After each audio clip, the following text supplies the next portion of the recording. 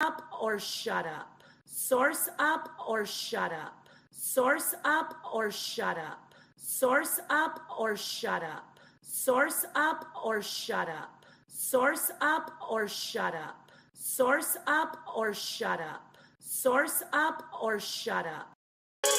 Oh, you didn't know? This environment tough. Oh, you didn't know? This environment tough. Oh, you didn't know? This environment tough. Oh, you didn't know? This environment tough. Policy scholarship. This is the knowledge you can't get in colleges. If you read from the Bible, obey the commandment and know who your mother and father is. Tune in to Sinaitic, cause he the protector of the gods. I'm talking about Dr. Benjamin, Yusuf, Yacanan, and John. We got the scale of my art. If he light as a feather, let's go and weigh his heart. I am just trying to put top. You can say I am, better recognize a God. All I see is pseudos and frauds. Kudos to my dogs. Shit judo for you frogs. I think it's time to hop off the environment. Oh, you didn't know? Oh, you didn't know? It's environment tough. Yeah. Oh, you didn't know? It's environment tough. Oh, you didn't know? It's environment tough. Oh, you didn't know? It's environment tough. Will survive, comedic knowledge on the rise, raising consciousness divine, to the truth we subscribe. Jabari leading the way, Shaka Amos don't play, Sanetta open the gates, and up and banging the day. It's a family for the culture, rebuking all you vultures, tough environment full of soldiers, unlock your mind, they'll exposure, HOK is the squad, debating the truth is a nod, watch where you step in the part, or they'll tear you apart. Oh, you didn't know? This environment tough. Oh, you didn't know? This environment tough. Oh, you didn't know? This environment tough. Oh, you didn't know? This environment tough. Oh, you didn't know? This environment tough. Oh, you didn't know? This environment tough. Oh, you didn't know? This environment tough. Oh, you didn't know? This environment tough. Environment tough. Environment tough.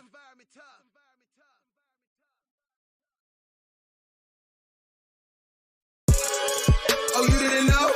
This environment tough. Oh, you didn't know? This environment tough. Oh, you didn't know? This environment tough. Oh, you didn't know? This environment tough. Policy scholarship. This is the knowledge you can't get in colleges. If you read from the Bible, obey the commandment and know who your mother and father is. Tune in to Sinaitic, cause he the protector of the gods. I'm talking about Dr. Benjamin, Yusuf, Yacanan, and John. We got the scale of my art. If he light as a feather, let's go and weigh his heart. I am just trying to put top. You can say I am, better recognize a God. All I see is pseudos and frauds. Kudos to my dogs. Shit judo for you frogs. I think it's time to hop off the environment. Oh, you didn't know? Oh, you didn't know? It's environment tough. Yeah. Oh, you didn't know? It's environment tough. Oh, you didn't know? It's environment tough. Oh, you didn't know? It's environment tough. Will survive, comedic knowledge on the rise, raising consciousness divine, to the truth we subscribe. Jabari leading the way, Shaka Amos don't play, Sanetta open the gates, and up and banging the day. It's a family for the culture, rebuking all you vultures, tough environment full of soldiers, unlock your mind, they'll exposure, HOK is the squad, debating the truth is a nod, watch where you step in the part, or they'll tear you apart. Oh, you didn't know? This environment tough. Oh, you didn't know? This environment tough. Oh, you didn't know? This environment tough. Oh, you didn't know? This environment tough. Oh, you didn't know? This environment tough. Oh, you didn't know? This environment tough. Oh, you didn't know? This environment tough. Oh, you didn't know? This environment tough. Environment tough. Environment tough.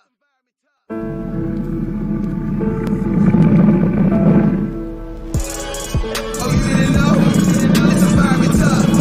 Oh, you didn't know? This environment tough.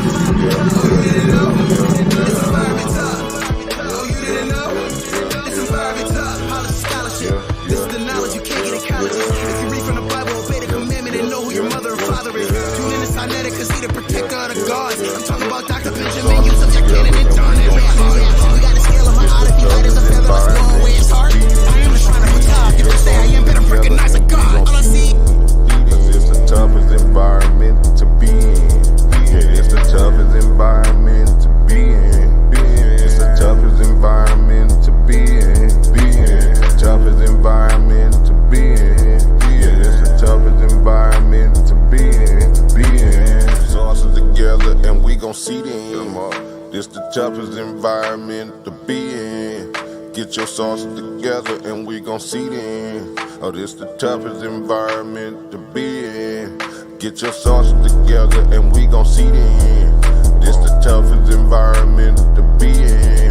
Get your sauces together and we gon' see then. This the toughest environment to be in. This the toughest environment to be in. This the toughest environment to be in. Toughest environment to be in. Oh, this the toughest environment to be in. This the toughest environment to be in. This the toughest environment to be in. Toughest environment to be in. Oh, this the toughest environment to be in. You don't really want that smoke, my G. Beat siding at a TV. Pressure on them streets.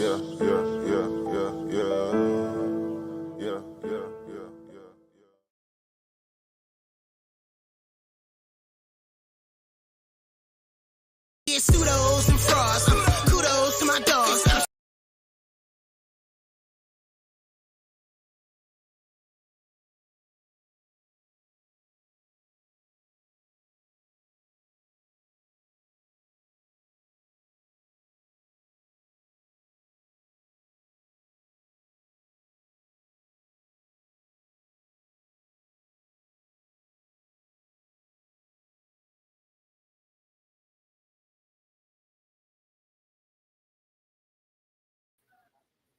Peace. Assalamu alaikum. Hotep. Namaste. Jambo. Ashe. Duan Tur. Shalom. Shabbat Shalom. All the greetings of love and light to the darkest minds of the light. I am Napah Shadah. This is Napah Shadah of the HOK, the toughest environment to be in. Peace to all the family. I just wanted to respectfully just address something that happened a couple of days ago. And just on my channel, just do a recap and just touch base with the audience. Get some real audience feedback, nothing biased. Like a lot of times we have people who, especially males, when it comes to situations like this, not saying that I don't want male feedback, but we have some men who just do not give a good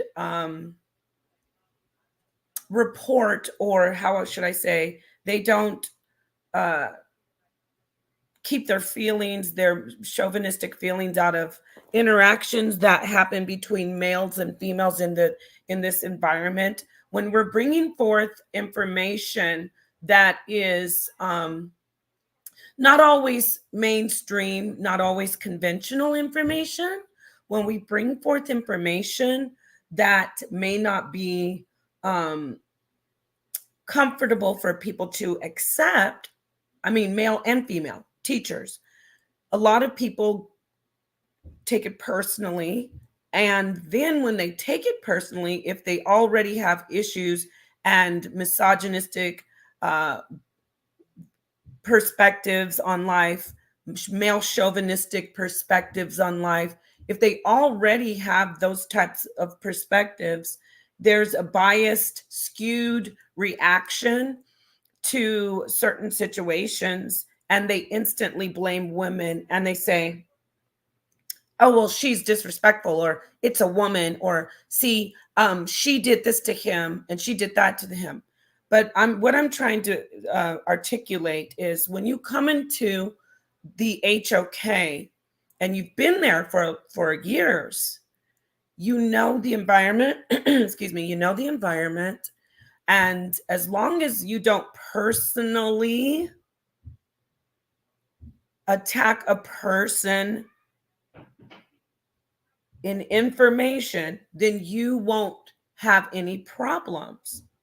The problems arise when people take things personally, like, for instance, in this interaction, and this, again, I have no problem with Brother Ali. I'm critiquing his behavior and how he is trying to push a narrative that it was me disrespecting and attacking him. And I'm going to play the information in a second. And I would hope that we could get back to the scholastics and to the information and not him make this about a personal thing. But if it's me, if I was attacking this brother personally, I'm going to look at some of my sisters and brothers who are not biased. That's why I'm bringing this to my audience. And I want to hear from them. Not men, faceless men in the chat who hate women and who are incels. And I'm saying the men who are like, oh, it was her. And not the brother Ali, who also is painting a narrative, sadly, disappointingly, that I attacked him. Now, let me go ahead and play this. And I hope he could see this and know I do have nothing but love for him and his family. I can't say respect now. I used to, because I can't say that I have the utmost respect for him anymore, because he showed me that he can dish it out, but he can't take it. He showed me that he gets personal, and he's supposed to be a scholar and a leader and a teacher. And it's okay. Again, me doing this video right here, people will say, oh, you're attacking him. No, this is a community of men and women, and there are people who teach, and there are people who get respected, and there are people who lead. Okay? I have sat down with Shaka Amos. I have sat down with Jabari. I have sat down with Reggie. I have sat down with Garfield. I have sat down with Dr. Shahrazad Ali. I know she doesn't like me calling her doctor, but I see her as doctor. I have sat down with King Simon. I have sat down with, let me think who else has come before me. Dr. Ma'at. I have sat with pioneers in this community. Okay. And I respect accordingly. If I haven't named a pioneer, Professor Small, Professor James Small. I have sat down with Baba Heru. I know my place. I know I was raised right to respect. But when I walk into an environment where we're putting information out and it's high energy, like the brother Ali does, and when he scoffs at information that I bring forth, and he says it's okay, I don't get it. He says, quote, I don't get in my feelings. Even when I show you this playback where he says, some people are going to get hurt, but this is just for me. The sister and I are coming in. Some people are not going to like what I say. The Bible is the worst book. He bangs. So he gave me the green light. You can do the same. However, I didn't even get a chance to speak because our dear brother did not know how to conduct himself. It was water under the bridge. It happens all the time. But what I don't like is the residual. The residual is we had a debate to do. And you're, first off, secondly, if you are a male and you're trying to scrutinize me as a woman, if you're a man and you're scrutinizing me as a woman in my duties, first do your duties. Be a leader, be able to judge well, be able to have, how Sonetter does, have a type of mercy and forgiveness. See, Sonetter's a leader. So many people have done him really dirty, and he still moves forward with them. So if you were going to do a debate with me, and you're acting as if the interaction that I'm about to play was something I did, even as a leader, you should be able to sit down and go, you know what? I'm going to show people how I do this. I committed to a debate as a leader. I know my information is solid. The sister didn't do anything to me that I didn't do to her. Let me go ahead and go forward and show people how male leadership works. Okay, so let me go ahead and play this for you. And I'll let the family decide, my audience. And you, I promise you, if you say, yeah, it was you, he was totally right, I'll say, oh, it was me. Okay, let me apologize to him. You understand? Let me move forward and humbly apologize. If the judges who I respect, like I think right away, Latoya Ma'at, it has to be a certain group of people, not just some faceless people who hate me and do thousands of videos on me and make fake accounts and pretend that they're just some random person. No. Like if you're that nasty woman, Texas, whatever, and you make a different account, yeah, it's you. No, I'm not just going to take randoms. I want some real advice. I want some real judgment, and I'm bringing it to people who I know can critique me well. So let's go ahead and play this. And at the end of the day, maybe he'll look at himself and listen to the people as well. Maybe he'll get his male ego off of him. And yes, I'm saying it. It's a male ego because it was a male thing that I was getting the information. I was getting his information. He knows it. So he wanted to make it like, oh, you attacked me. He literally told Sonetter that I attacked him, which is very disheartening. So anything about this is why people don't want to debate women. No, that's why I'm doing this stream. Because why don't you want to debate women? Why? Because your ego won't allow it? Because you fear feminine intelligence? You fear feminine? Yes, feminine. By the way, feminine doesn't mean that I'm some geisha that I let you walk over my head every day.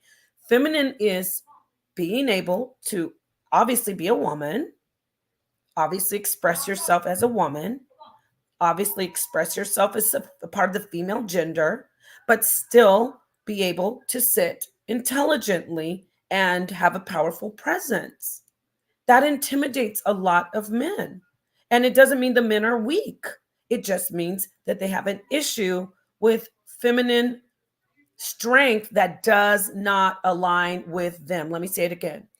They will say all day, oh, I have no problem with this sister and that sister, because they cow and bow to your information. If I don't bow down to your information, all of a sudden I'm attacking you as a man. No. See, everyone's growing. Please, I'm begging our men, please grow. If a woman doesn't agree with your information, that doesn't make her masculine and attacking you. If she's coming at your information like you present in an environment that's tough, you present your information aggressively, you're often offensive. I'm talking directly to Brother Ali. You're often offensive. You're often aggressive in your information, not to the person, but you're like, the Bible's trash. It's the worst thing. You do realize that a lot of people find the book to be very divine, and they find that sacrilegious. I'm sure he's intelligent enough to know that, right? There are people who will die over the Bible. So if you come in offensive, you come in hard, why are you upset when someone counters your information as a mirror? They mirror your energy, not personally, but mirror your energy. Some people were saying, well, she was being condescending and laughing when I was making the jokes about the sneaky, scary white person. Well, you said the Bible's the worst book. You said these evil white people. Newsflash, there are white people who actually tune into Sonetter's channel, who actually follow Sonetter's channel, who come on and teach Sonetter's channel. So you think that's not offensive? I'm not caping for anybody. But my point is, you come out the box offensive, very offensive. And I come out and I mirror by saying your information is ridiculous. I didn't even say it. I didn't even exactly say that. And then you get offended personally. You start taking it to a personal level. You start talking about, oh, I'm not a gorilla silverback and you're a queen. That went personal. You are the first one to go personal. One thing I'm good at is being a mirror. Okay, but without further ado, let me go ahead and play the playback and let people decide. And this is not a expose or bang video. This is to bring out the information, because at this point, I cannot allow anyone to continue to paint to gaslight me. I'm talking about the audience. I'm not talking about Ali is gaslighting, because when he comes to my husband and says, oh, she attacked me, that's gaslighting. But I'm talking about the audience gaslighting as if, oh, see, nobody wants to do anything with Napah because she's disrespectful. She attacks men. Nah, I'm not the one. I don't attack brothers. Oh, I forgot to name. I sit down with Captain Tazariak on different occasions. Most of the time, his view is different than mine. I have never attacked that brother. I have the utmost respect for Captain Tazariak still. You know why? Because he shows male leadership. He says, even in one occasion when he was talking to me about my debate, he was like, see, I'm not, this is how he made it clear. I'm the male, I'm the leader. And even though my husband is a leader, but what he's saying in that moment, he's like, I'm not going to get emotional. This is what I'm not going to do. He pointed it out. And what did I do? I readjusted and realigned. Okay. He didn't come out with his emotions. Oh, you ain't going to do this to me and interrupting me and getting wild. Because yeah, I'm a woman and we move differently. We can smell emotional male weakness. You understand? I'm talking about the goddesses can. And even in this moment between Ali and myself, I did not disrespect him. Saying someone is immature when they are absolutely immature and disrespectful is not disrespect. But let's go ahead and play it. Okay, here's the interaction. I'm going to the top so you can see the full interaction and nothing will be left out. And it's going to take a moment.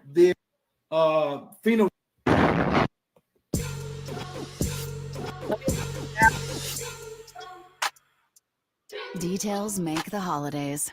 During the Genesis Signature event, get 1,000 bonus cash on the G70, exclusively at your local Genesis retailers. Okay. The mic back over to God Body. I call him the God Body. Excuse me. Answer. Are we a? All right. Peace and Black Power. We got Dr. Ali Muhammad in the building. And of course. Okay. So the brother's ready to go. You see, he's doing he knows what environment he's in. He's got the posturing of, yes, I'm aiming with the gun and boom, let's do this. Okay. All right, great. He didn't do that toward me, but you can see, okay, he's in the mindset. He knows what environment he's in, because the beginning, I'm not going to play. There's a lot to play. You know, the intro hypes it up like toughest environment. You know where you are. So the brother's ready to go. He knows the environment. Let's see. And we talked before this. I was like, you know, I'm not going to disrespect you at all, but we are going to go get it in. He's like, yes, I'm ready. I'd love to do it, which I appreciate that for him. But I think at the end of the day, I'd like to think positively that he knew he's too emotional, especially when his information is being attacked. His information is being attacked. I think he realized I'm too emotional for it, and I'd rather not get out of pocket with a woman, let alone a colleague's wife. So that's on him. That's on him with his strength. Check. That's not on me. That's for every man. Like brothers Jabari, brother Reggie, even brother Garfield, they can sit with women and their information get critiqued and often attacked. They can handle it. Saw Netter, by the way, of course, we already know Saw Netter first. I should have named it first. They can handle their information being attacked. Why? Captain Tazariak, even though he doesn't debate women, he sits with women all the time. Gorilla Hebrew. They can handle their information being attacked. They are solid with that male leadership characteristic. I'm going to say it again.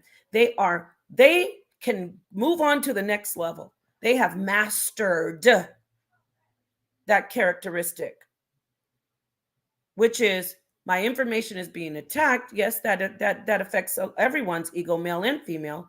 However, I know how to handle it when it's a woman attacking my information. See? Do you see? Brother Ali has not mastered that yet. So I can appreciate him for when he says, I can't do the debate, I can appreciate him that he's realized I can't handle this. I am not emotionally yet on that level as Saw Netter, Captain Tazariak, Brother Jabari, Brother Reggie, Brother Garfield. I'm not quite on that level. Gorilla Heap. I'm not on the level where a woman can challenge my information intelligently and I can still keep my composure and be still in a male leadership position. I'm not in that position. I've not mastered my emotions to where I can realign the situation in a male way. Let's say that I was disrespectful. There are different tactics that the men I named that they use to readjust or remind the other person, especially if it's a woman, listen, I'm a male in this situation. You're a woman who I believe respects males. That happens in a conversation all the time with Saw Netter, Captain Tazariak, Jabari, Brother Reggie. They have their own ways of reminding their opponent, male or female, but especially if it's a woman, if they feel like their male, their masculinity is being attacked, if they feel that way, they all have their ways of reminding the person. They don't even with Jabari, he's a master at it. When he's sitting with, when he sat with Christina Nick and Naphtali and other women, he doesn't just outrightly say, hey, I'm a man. But there are things he does that let the person readjust. Saw Netter does the same. Captain Tazariak is a little bit more explicit. He will say, listen, this is why women da da da. And then the woman who's talking to him, if she knows better, she readjusts her tactics. You understand? This brother is horrible at it. Now, that was a personal critique, but this is a personal critique in love because of what took place, because I'm not taking credit. Only thing I'm going to take credit for, which I told my husband, I said, I don't want to sit down with him until the debate. God is my witness. I don't want to sit down with him until the debate. I don't want to do this because I sniffed it out already. Okay? Like a dead rat. But it doesn't mean I don't love the brother. It doesn't mean that I don't enjoy sitting down and going in on the information. So if there's no love lost. There's no love lost. But we're not going to just tell everybody, listen, sisters, you got to across the board treat every brother the same because they are male, they have XY chromosomes. No, we're going to start weeding these brothers out. And like I named the ones, and I'm going to checklist with the bounce off the sisters and the brothers.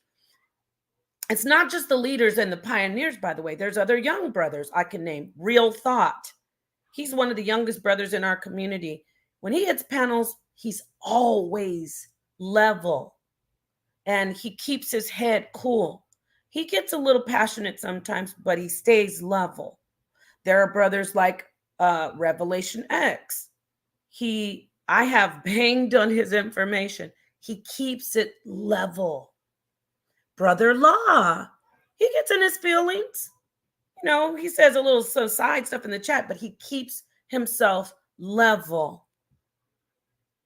They get to be seen as, okay, that's who we look to as if we want to see how men should act. All the men that I've mentioned today, which there are very many more, that's how you should act in interactions. So we don't have to talk about, well, we have to keep women out.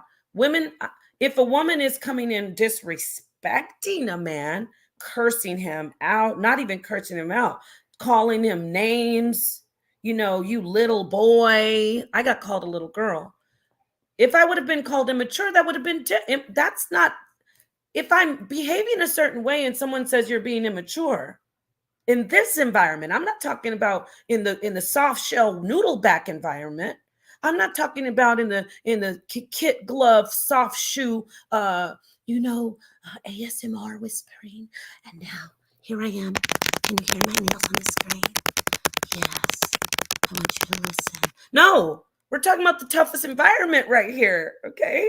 Where people in the beginning of the stream pretend they have assault rifles, So saying you're being immature, no. So let's go ahead. Let me play this because it's going to be a minute. I want everybody to look at it who's watching. Please hit the like, even the few people are here. And let's go ahead and listen. And again, I respect your opinion if you don't have just an agenda. If you're not mentally ill and you just hate me for no reason, your opinion doesn't matter. But for those who really would like to say, well, I see this and I see that, I want you to tell me in this context, in this environment, I want you to look at this and you tell me who's really being out of pocket, who's really out of line, and who is anybody being attacked?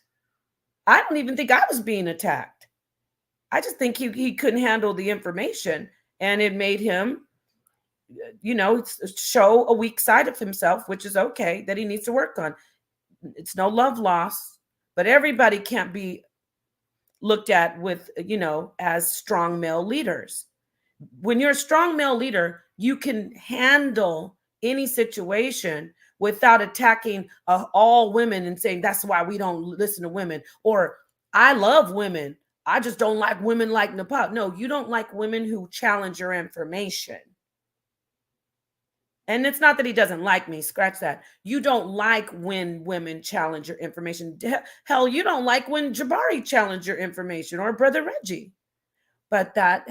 So are you really ready for the toughest environment? Are you? Queen Asibo is in the building. Napah. Queen Napah is in the building. Peace and blessings, Queen. How you feeling? I'm very honored and excited to be here with our brother, Dr. Ali Muhammad. Why y'all keep calling me Ali Muhammad? Okay, right there. I got to talk about it. How you just saw that.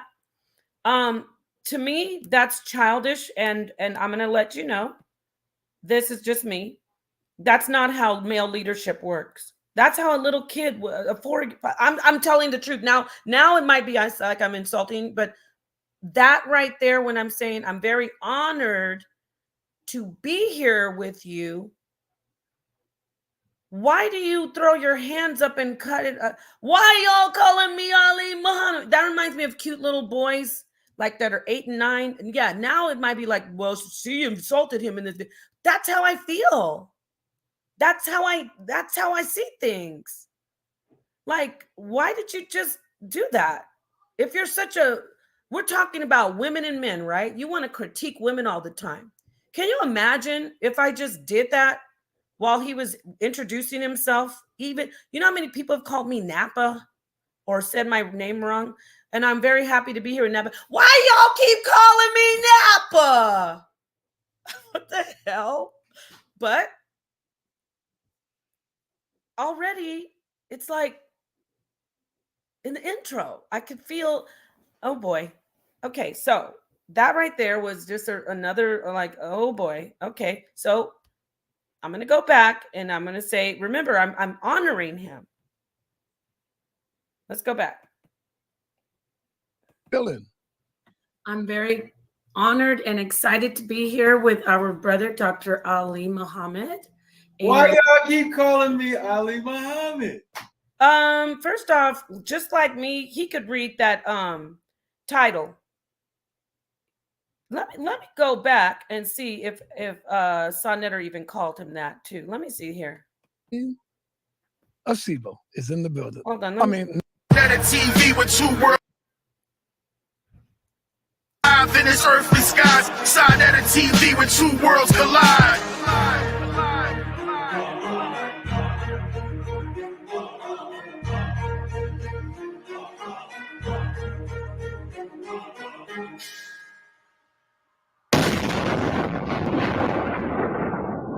right, peace and black power. We got Dr. Ali Muhammad in the building. And of course, Queen. So, as you see, you notice Sonetter called him Ali Muhammad. Check. Everybody check. I'm not looking in the comments. You heard Sonetter call him Peace, Max. I love, oh, my family is here. Oh my gosh, I didn't even look in the chat. Peace, Akina. I love you. Tahuti, Brother Law, Max Bird, Bonita, you know I love you. H. Millette. Oh my gosh, I didn't even know my family was in here like this. I love you. So yes, these are the people right here. Peace it you. Oh, Sheikah. Oh my God. I love you, Sheikah. You got to call me. I got to get in touch with you on Facebook. Annabelle Ross Trill. Peace, New Black World Order. Oh, the whole family's here. Hybrid Cipher, peace, Calvin. I'm just now looking in the chat, family. Lady Kiera, peace. Peace, peace, Greg Phillips. Kush God Returns. I'm going to just see if I can name everybody. Okay, so yes, when I said the people who I really value their opinion, Nana Asuda Kukrubur, peace. Now, again, there's no love lost for the brother, but there's things coming to me and sadly to my husband who tries the hardest to get everybody, you know, their shine and everybody their fair. He does let women come in and teach. People are few people. Oh, your wife attacked. And then even the brother, Ali said I attacked him. So y'all notice he didn't do all that when Sonetter called him Ali Muhammad. I'm going to go back. Interesting.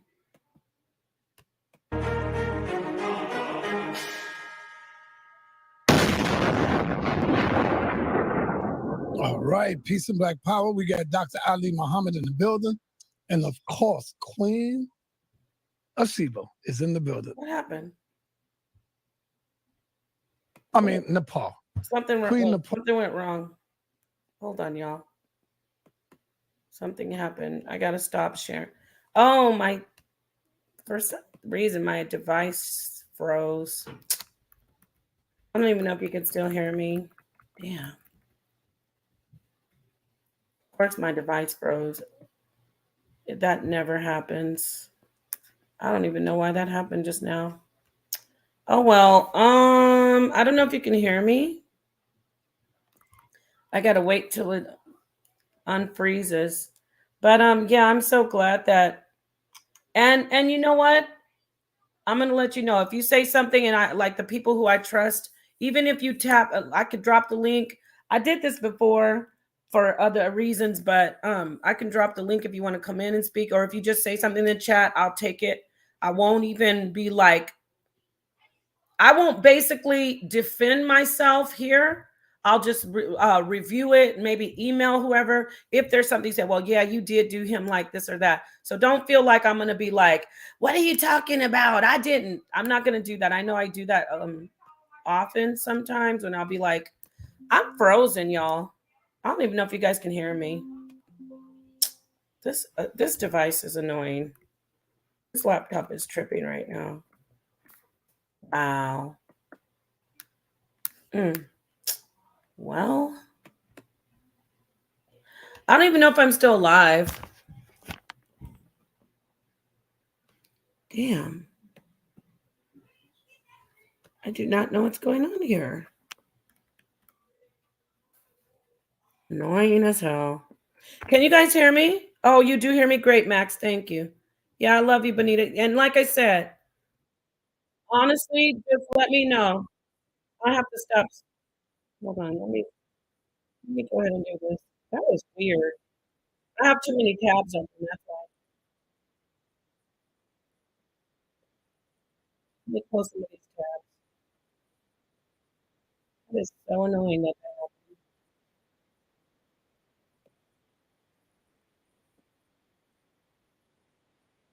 And I want to say this, like, I was looking forward to a debate with him, but if you're trying to if you don't want to debate me, fine, but don't use it as, oh, I attacked you. No, we all know that I did not. Well, I don't think I attacked him, but I'm going to let you see. 1 second. Okay. That's Christina. Oh, Lord. Okay, this is not, for some reason, this is doing something weird. Okay.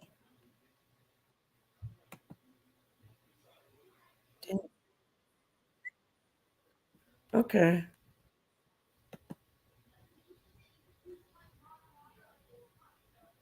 And damn, that was annoying. It's okay. Here we go.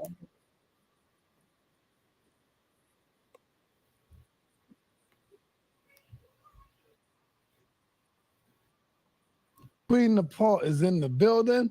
Peace and blessings, Queen. How you feeling?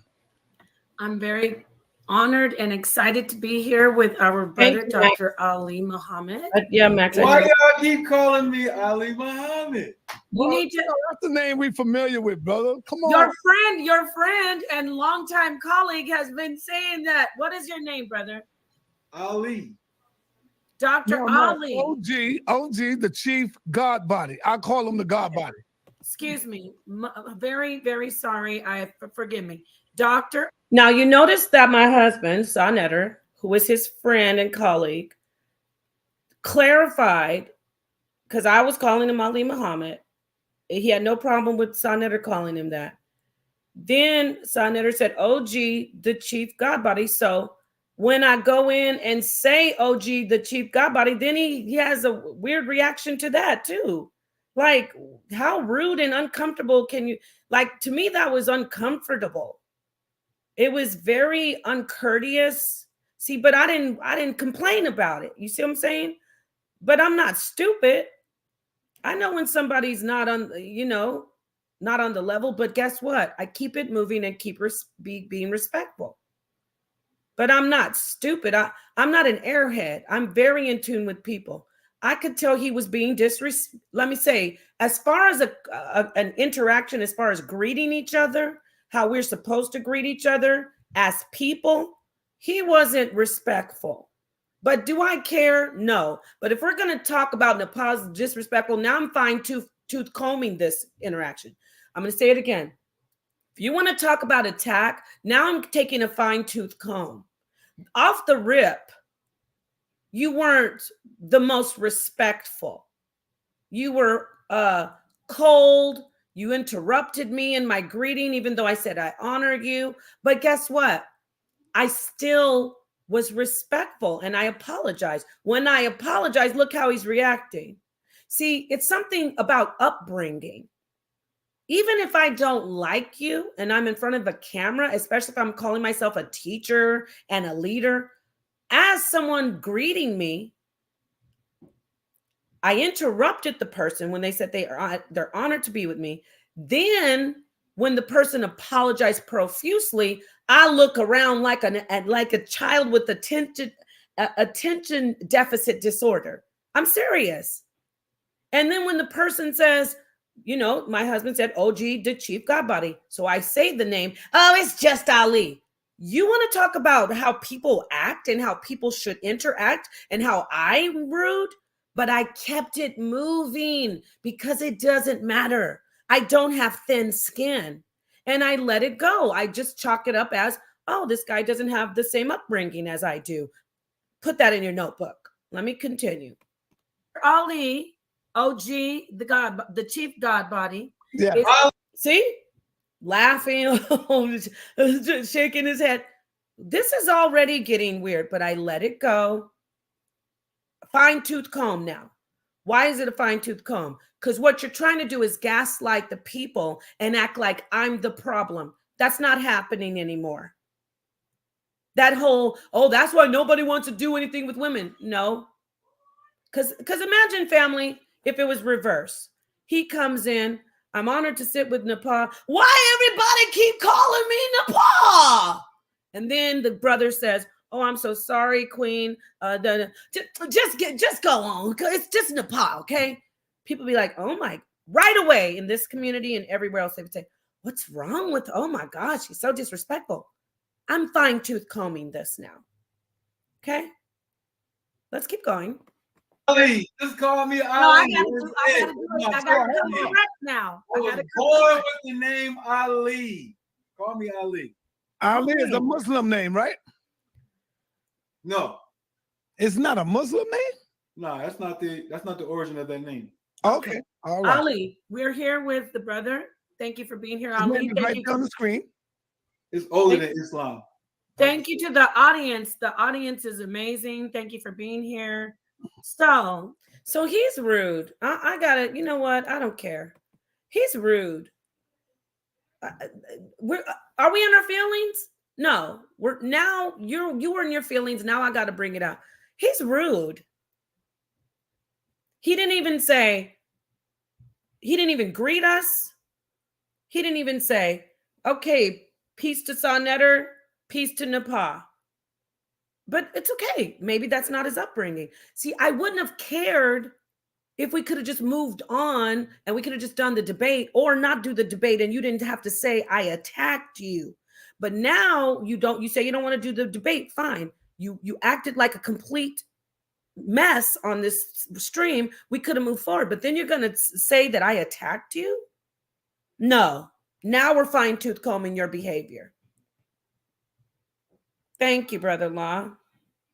It is Ali. I know that it's Muslim. That's another thing, another point. Thank you, brother-in-law. Because I'm courteous. Now, my husband kind of raises eyebrows, Sonetter, because he's like, it's Ali. But me, okay, let's let it go. Yes, please get the tickets. Thank you. Thank you very much, Max. Get your ticket to Richard Carrier versus Jabari. Is Christianity crafted out of Kemet? You can hit this link in the chat. And our amazing best mods, I call Max the mod boss. So Max has dropped the link, and I'm sure our other mods will drop it. If not, just hit this link. Get your ticket. It's for December 23rd, 6 p.m.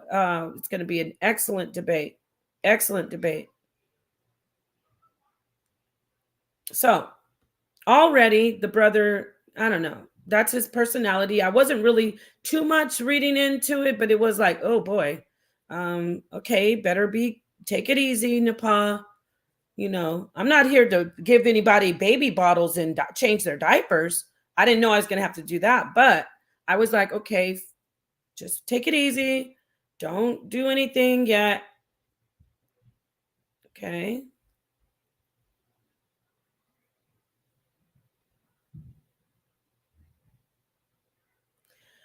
Yes, exactly, brother-in-law. Well, I'm going to use you as an example. If you know the environment and you take on a debate,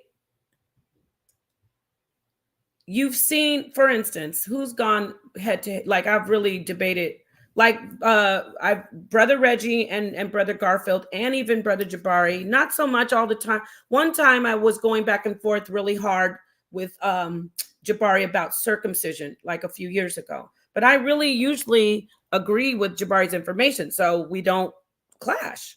However, we have, and we went really fervently. I got to get that video, if I can find it, where we're going back and forth. And don't forget when I was going back and forth with Brother Garfield about the Christianity and Kemet. So it didn't get, even with this interaction, we didn't get like it didn't get personal.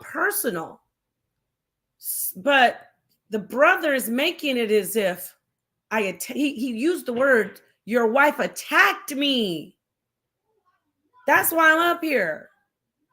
No. And it's interesting because I feel, you know how much I feel for Sonetter. I really do. And it's not even just because, I'm personally involved with him. I feel for him because all the personalities he has to deal with, but then he has to deal with men who try to tell him not to let women debate or don't want to debate women. And they say they won't debate us because of whatever. And then he has to, he wants to be fair to the women, of course. And so he has to deal with that. And then we have men saying, oh, women get emotional. That's why I don't debate them. No, just, it's okay if you don't want to debate us. Sisters, put a 1 in the chat. If you don't want to debate us, just tell the truth that you get emotional. Peace, Sonetter. You know what I'm saying? But, oh, there's my sister, Archaea. Peace and love to you. Sisters, wouldn't we be okay if the brothers were going around saying, I don't debate women because I can't handle it. I get too emotional. I would be okay with that. I seriously would be okay with that. The insult to the injury is you won't debate us and let us get it in like everybody else. And you make it like our information doesn't matter. Oh, I want to debate like Chris Harris is one of the worst. He is the biggest crybaby, ad hom king, doing 10 videos on people to insult them. Chris Harris is the biggest crybaby. Does he have good information in debates? Yeah. But he is the biggest whining, emotional crybaby, ad hom, personal attacker. But what will he do? I don't debate women. I want to debate elite debaters. Chris, I will son you in a debate. You're already my son. Okay? So to stop with the whole, and I don't mean personal attacks. I've already sunned Chris Harris a couple times. I had to put my kit gloves on because my husband's right. He's like, baby, take it easy on them. They can't handle it. But ladies, gentlemen, brothers, sisters, how long do we have to baby these brothers?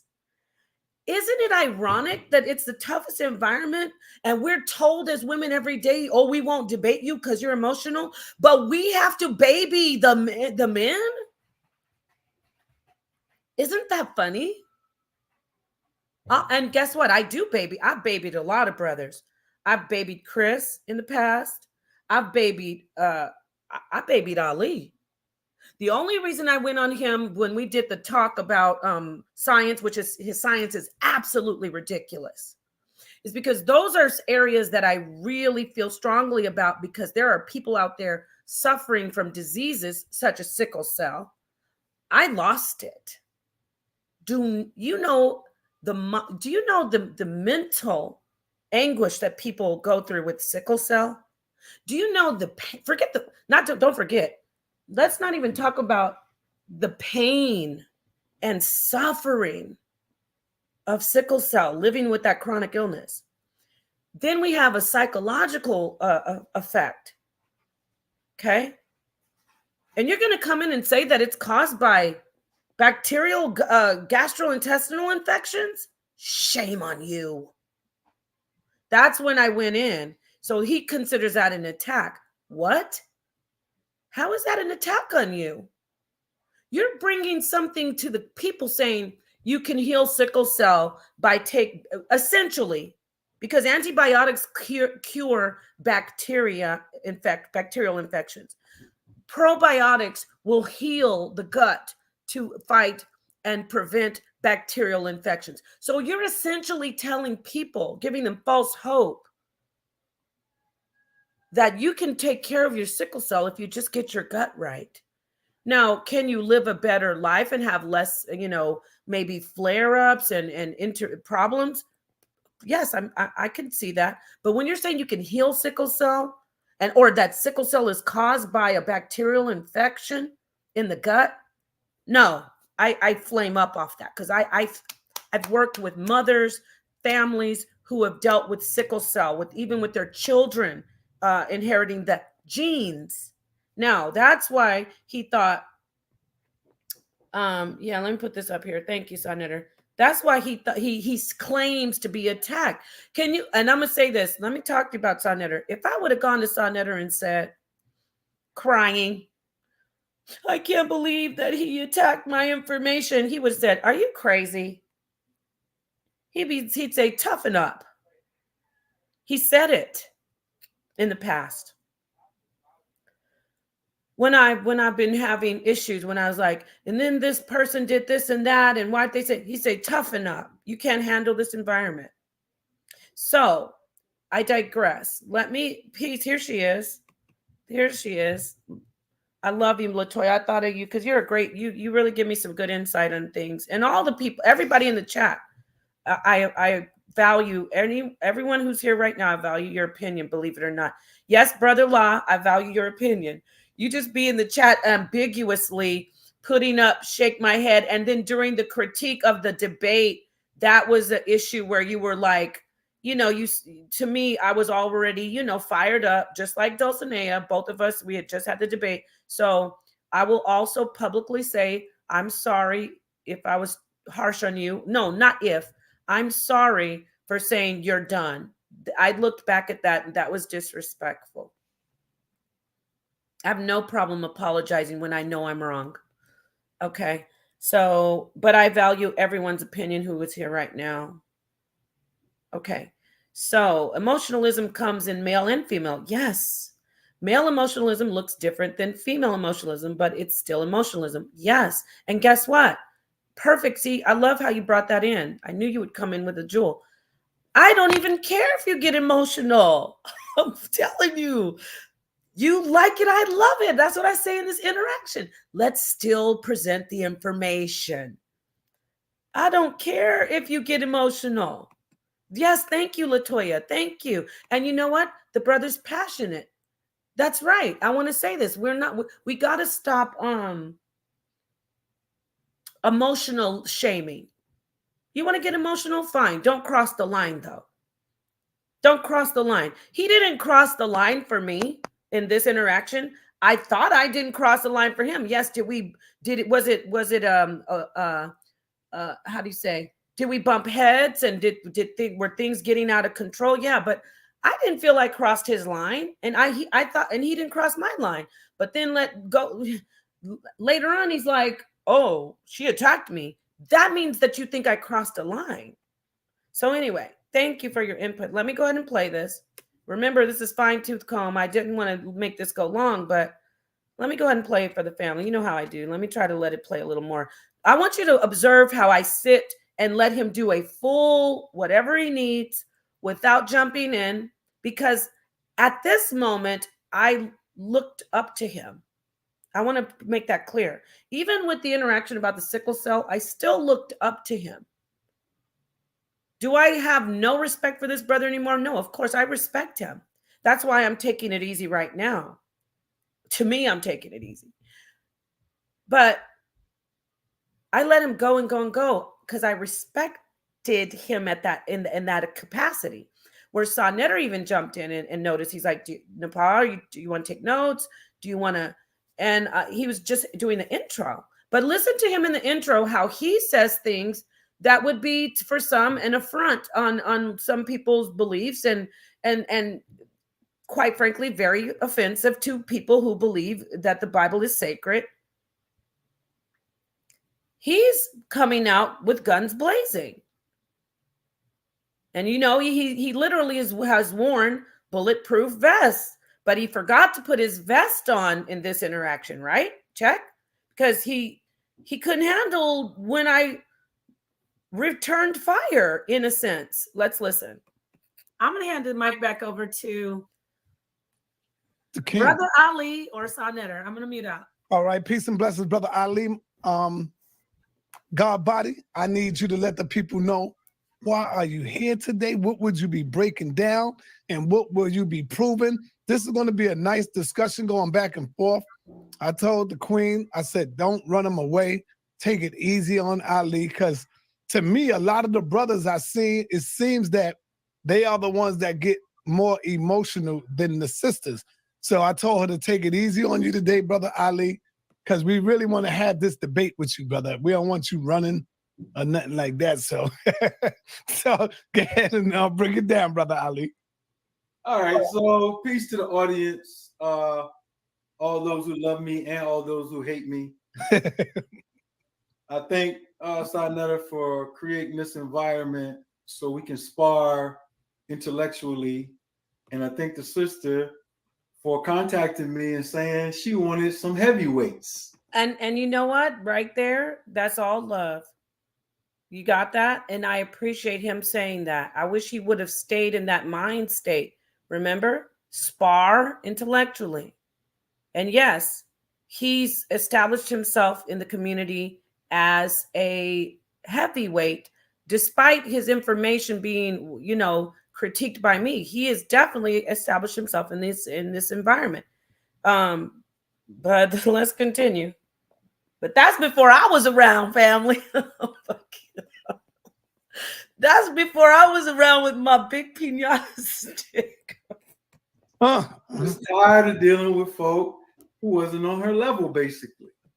So I am here to talk about the Bible. In a scholastic session where eventually we're going to lead up to a debate. And as I understand, it's supposed to lead off Black History Month. So we about to bring Black History Month in, talking about the absolute worst book in the history of the world. Okay, look at my face. Look at my face. This is what they do, the haters, when they freeze frame me on some ugly, weird face.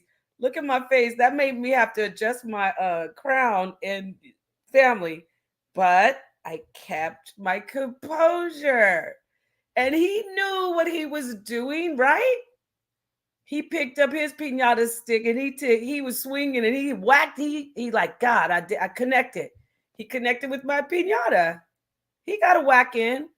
So, okay. So remember, he's posturing as he's shooting the gun, interrupting me. Why are you calling me Ali Muhammad? Even though he's doing all the things that he does.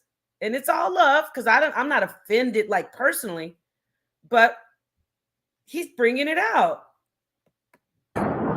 Dropping bombs already, Ali. Now, this is a discussion. People can get upset. Me and Napah are here to talk about scholarship. He's talking about me when he said people could get upset, but and he's right. He's the irony is he's prefacing people, preparing them for not to get emotional. But then he gets emotional. We're here to talk about history. We're here to educate the people to the best of our ability. And y'all get the benefit of us taking our time out on Soneta's platform to learn something, and you will learn something. What I bring to the table is absolute clear scholarship that this book, from its inception to its end, has absolutely. I'm so tired of my neighbor Troy when he comes to me and asks, "Hey Tom, can I please use your air pump to inflate my tires? I really don't want to go to the gas station and use their air pump." Man, of course you can, but come on, get yourself one. Absolutely nothing to do with Black people at all in any way, shape, or form, from authorship to the discussion of the characters to their description, phenotypically, all aspects. This book has absolutely nothing to do with our people. Okay, so let's just take a minute and let me talk to you about this. We know, yes, the thinning veil was thinning his veil. I love you, Benita. So let's just take a look at this real quick, okay? I like that. Let me put this up. Where's Latoya's comment? There's the piñata. What? I did not know they had a piñata icon. So we know we're the darkest minds of the light. We know the Bible isn't what it's been pushed as typically, but we also know there are people like myself who hold the Bible sacred, but people unlike even beyond me who see the Bible as, if you mess with the Bible, you're hurting them to their heart. We know that. We know that there are people in our audience, and so does Ali. And he knows that he can come to this environment and get it in. That's the beauty of it. But that doesn't take away the fact that we are aware that we're offending people. Do you get what I'm saying? We're aware that people will get emotional. Ali knows that. but he still knows I still have the right in this environment, like he said, to spar and get it in and say these things. Okay? Exactly. I know, Tahuti. Well, Tahuti, you don't debate. So arguing with the woman is different than getting in and letting her challenge your information and you challenging hers. But thank you. Okay, so he's given us his whole preface. He's letting us know that he's going to be offending people, and he's touching on people's beliefs, which is really a serious matter in a lot of circles. But we have been subjugated to it, and we've done our best with the stories in it to make it meaningful in our struggle as a people with our identity and our past. So I do give credit to our people for taking the mythical stories of a mythical book and trying to give them meaning in our life. These characters in this book absolutely do not exist. They're not real people in history. But what they are is extractions from real characters for a people who don't have a history to get a history. And that people, for the most part, that I want to identify historically are the people we call Europeans. I want to say this too about me as a teacher. This is definitely the place for him to get it in like this. So I'm not saying he's not. I love the HOK. This is a perfect information for the HOK. However, looking at him, I haven't really followed him as a healer, and I don't know what he teaches now. I heard that he used to be a Muslim, then he became I think he was a Muslim, and then he was a Moor. Don't quote me. Now he's kind of like Aboriginal. My thing is, if you're this healer who embraces Kemet and embraces the Aboriginal ideals and Africa, and you're kind of like this eclectic makeup of everything, and you're just about healing and health and holistic body, why don't you take the Bible like I do and teach it without telling people it's trash and to throw it away? That's the level of teacher I see that he's on. And people could say this is insult. This is a critique. I got to talk to you about these people in the community who claim to be healers and they're doctors and they know all this and that. But you just acknowledge that people have ties to this book that have helped them, but you attack them and make them feel like the book is just useless, when we all know that the book is an ancient writing, whether it's mythical or not. I've never argued. You know me. I've never said Moses wrote all the 5 books. I said, of course, no, Moses didn't write all of that. Let's look at it though, family. That's why I love Sonnetter, guys. Yeah, sometimes you hear him going, he gets fired up and like, get rid of that book. But Sonnetter's like, no, I want to look at what's in there. Let me look at it. And that's how I am. So I just want to point that out. Like, this is somebody who's leading a community of people, and he's okay on a level. He puts Aboriginals at the top at this point of his learning, because he used to be Muslim, from what I know. So now he's got Aboriginals at the top.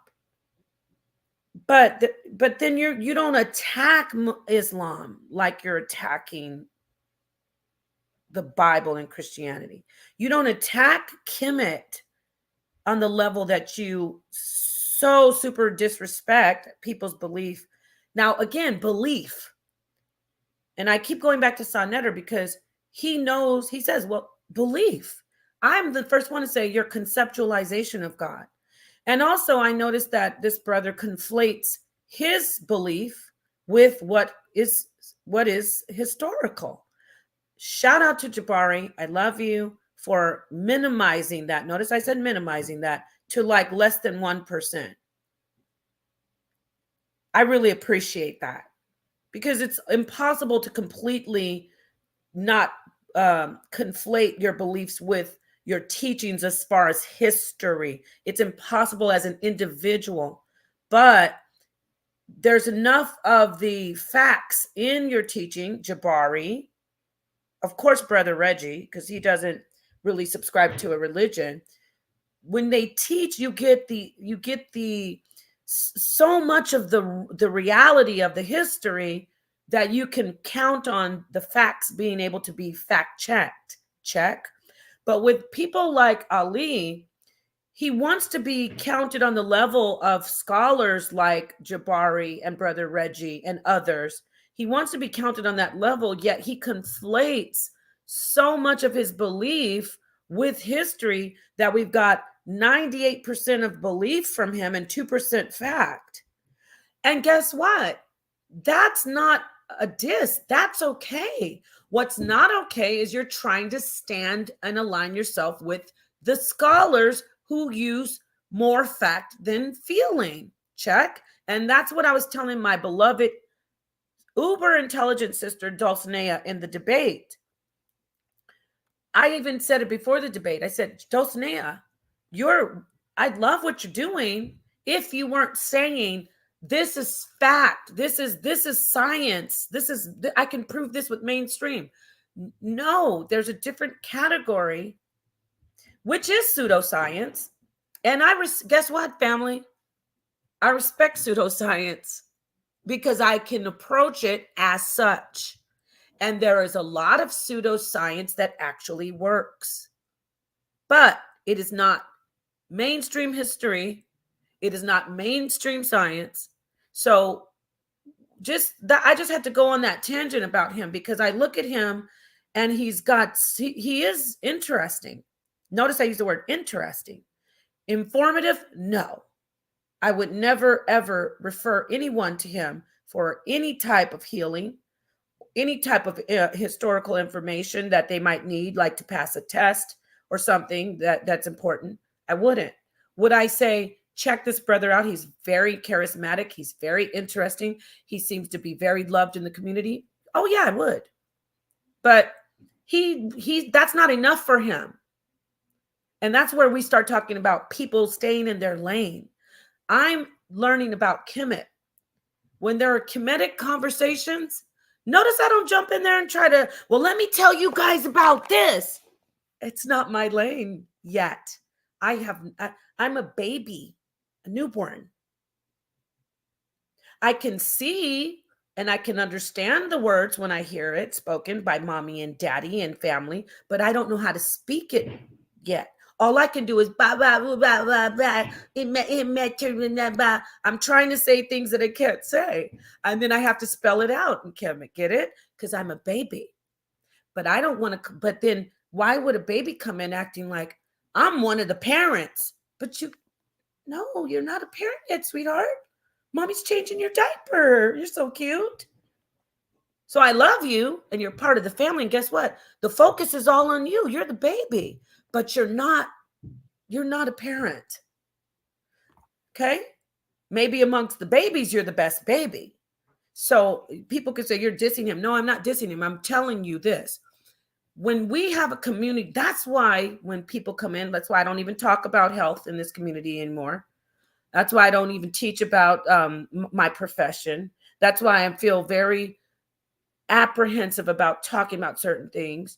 Because there are people like Brother Ali, and yes, I'm going to say it, Dr. Inky, other people in this community who come in and they don't say, I'm not really a conventional doctor. I am a doctor of naturopathic medicine. And that means I am really a doctor of naturopathy. And then some of them, I don't even think they're doctors of naturopathic medicine. So please forgive me to the doctors of naturopathic medicine, because you have to go through rigorous training and licensing. So they need to come in and say, you know what? I am a shaman. That's more on the level, okay? And that's not a diss. I'm a shaman. I've been healing people for ages. I am this. I am that. I'm a babalao, whatever. Then I can come in the lane. You get what I'm saying, family? We can all come in and say, there's no reason for me not to respect this person, because that shaman never came in and told me, don't listen to your medical doctor about sickle cell.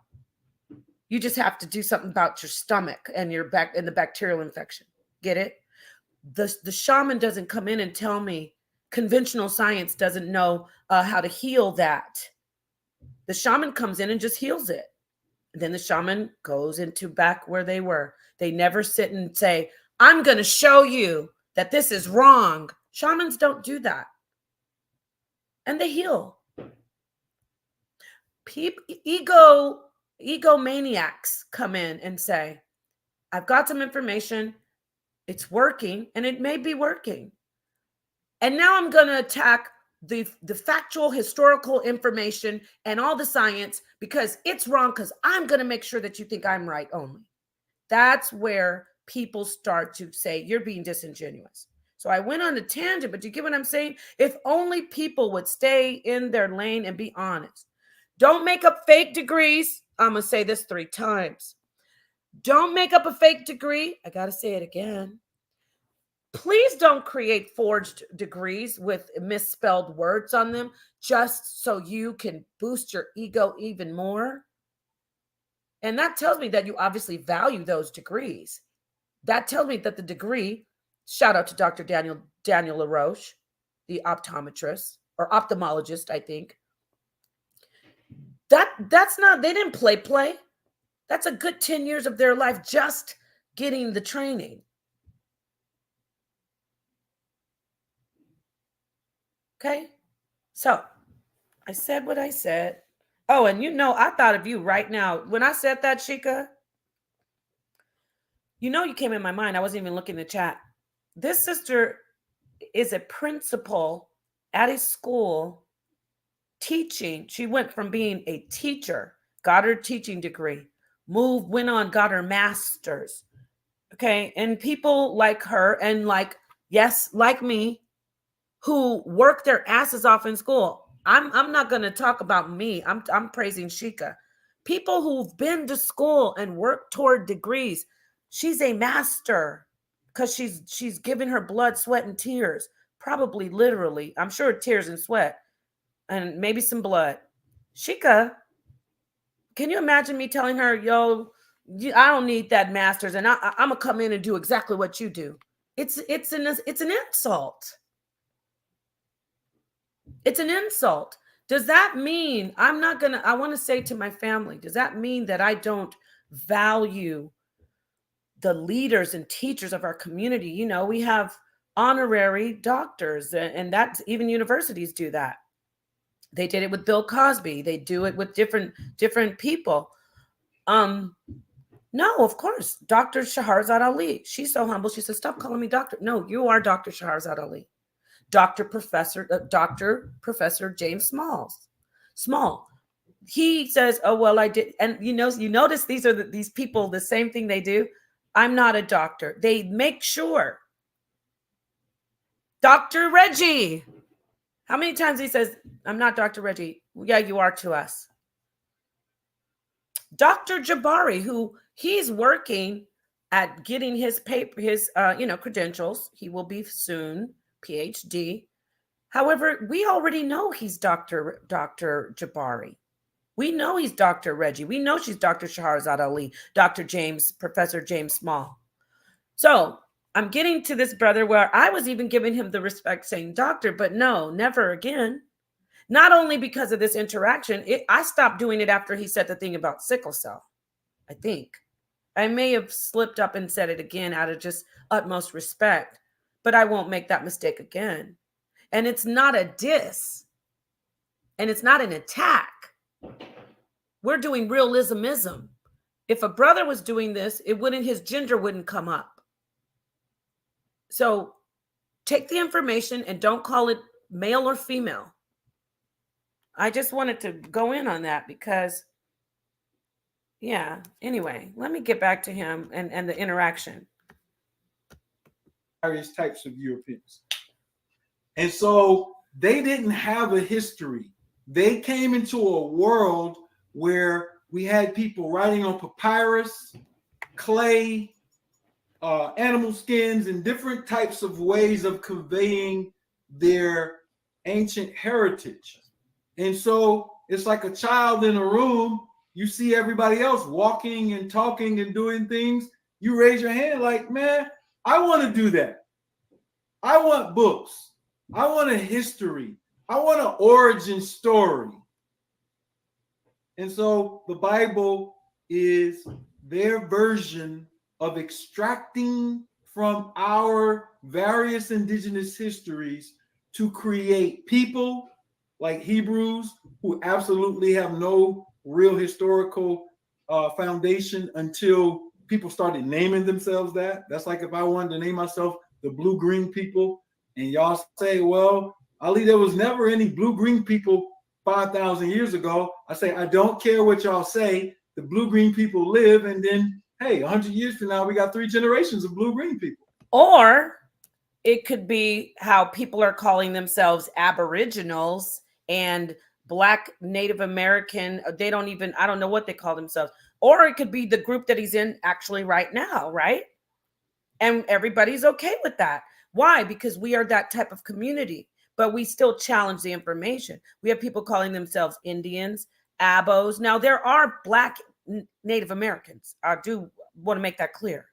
100%, they're Black Native Americans. But he's a part of a group now, or he subscribes to it. I'm saying this loosely because I don't fully research him, but I'm just getting the gist of it.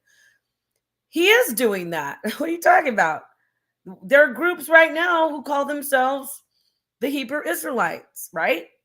There are people who subscribe to a certain belief, a certain culture, and that's how cultures and groups are created.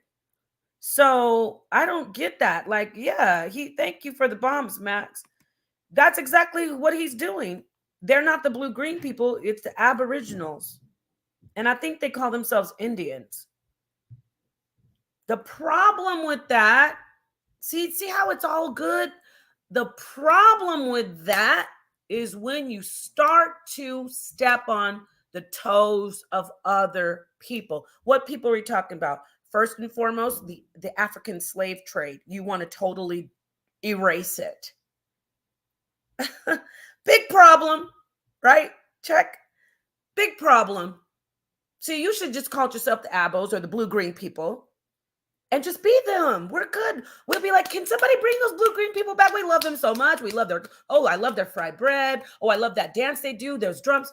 Wait, what'd you say? They said what? Oh, wait. They said the slave trade never happened. Oh, no. Don't bring them around anymore. See, that's the problem. You start stepping on other people's toes. Even I'm going to say, yes, there is a part of me that will always be Hebrew Israelite. But I'm not the Hebrew Israelite that you know.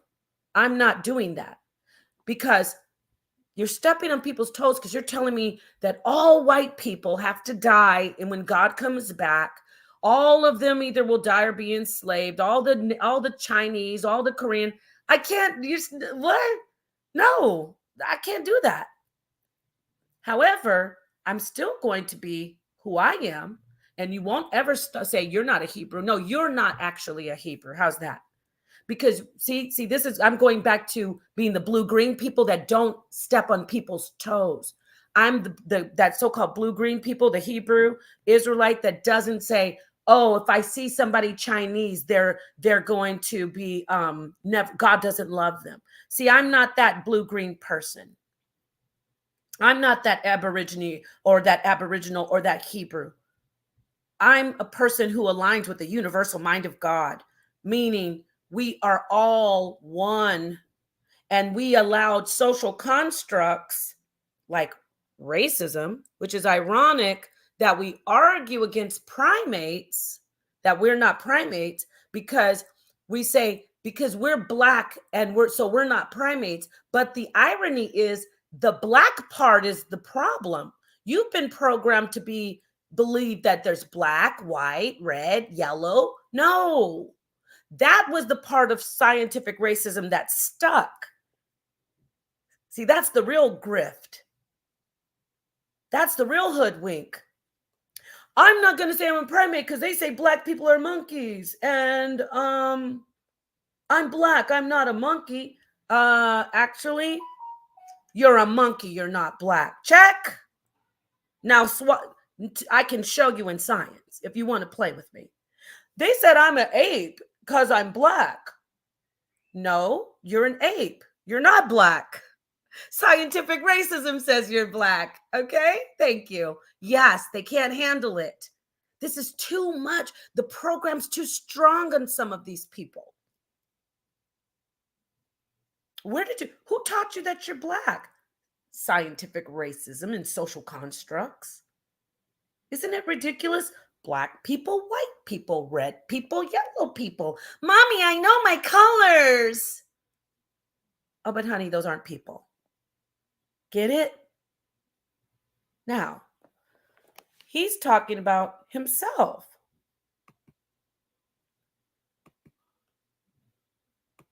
Exactly. We do not wrestle with flesh. Exactly. Because there are black people who are pale as George Washington. I'm talking about the president in the paintings.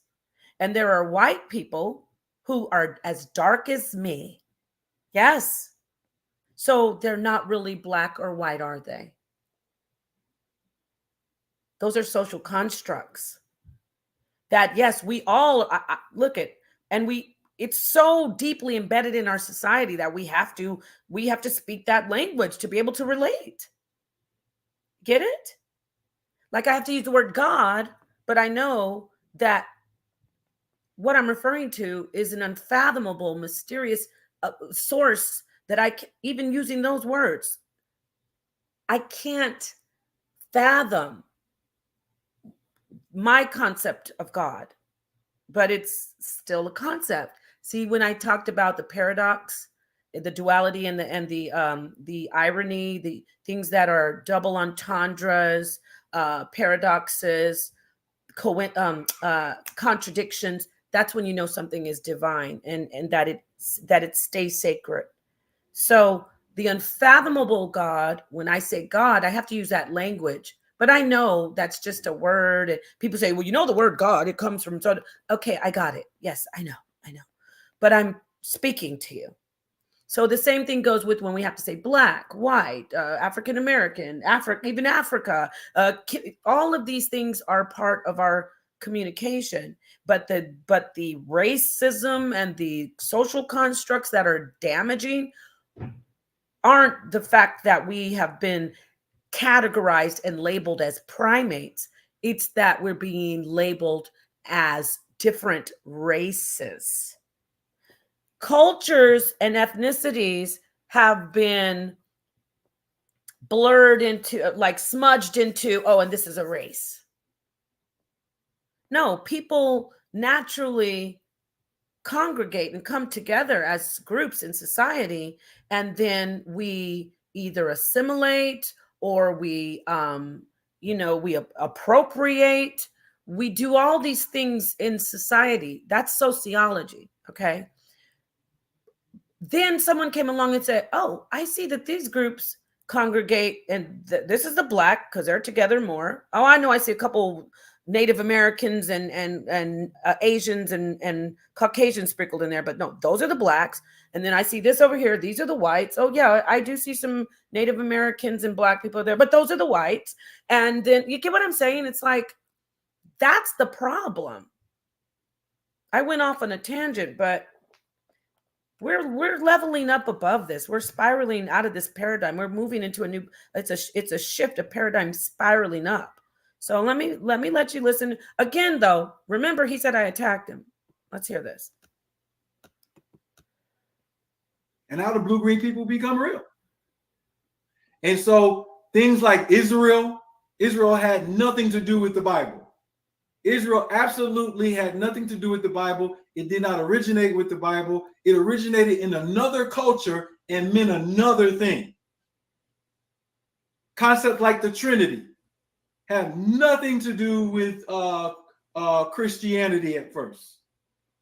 These were things that they borrowed and put into a picture. So now I'm going to give you a movie. Have you ever seen the movie Usual Suspects? And the character Kaiser Sose.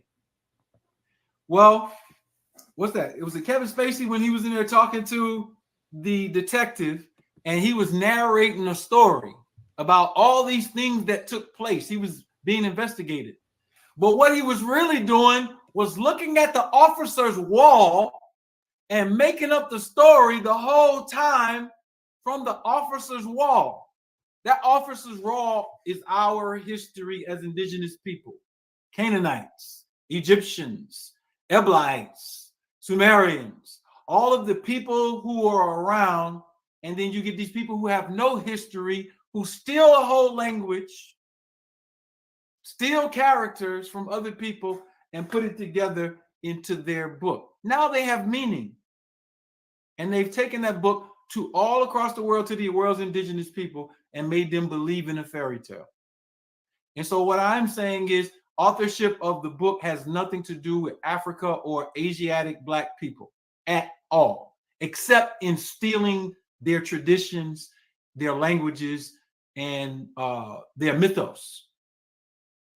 And so this book comes from white people, specific times white people, and I must include this.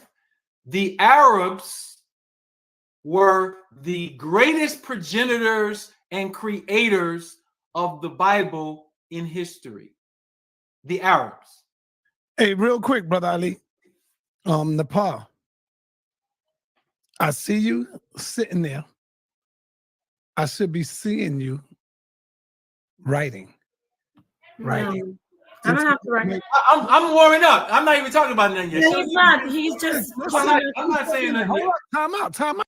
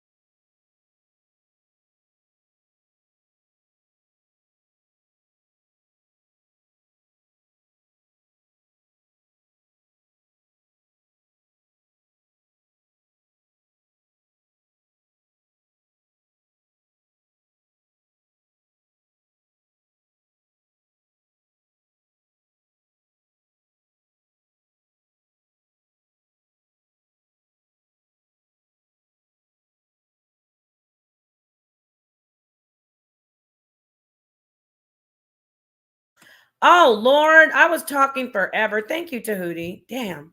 I paused it because I wanted to tell you what was going on in my head. I just said it. Damn. I hate when I mute out and I just talk. So what was going on in my head is I don't want people thinking Sonetter is trying to help me. And I know he's trying to be helpful. So he really, because the brother was talking very long. And I know Sonetter, he was like being super diplomatic. And he's like, why don't you take some notes? But I know in his mind was like, dang, she's just sitting there and the brother is talking, but I don't want to stop the brother's flow. For me, though, what was going on in my head is, oh, wow, they're going to think Sonetter's helping me. So I just want to let you know that's where I was coming from in my interaction with him. Because I was like, oh, I don't want them to think that Sonetter's helping me. Can you hear me now, though? Y'all can hear me now, right? I unmuted it.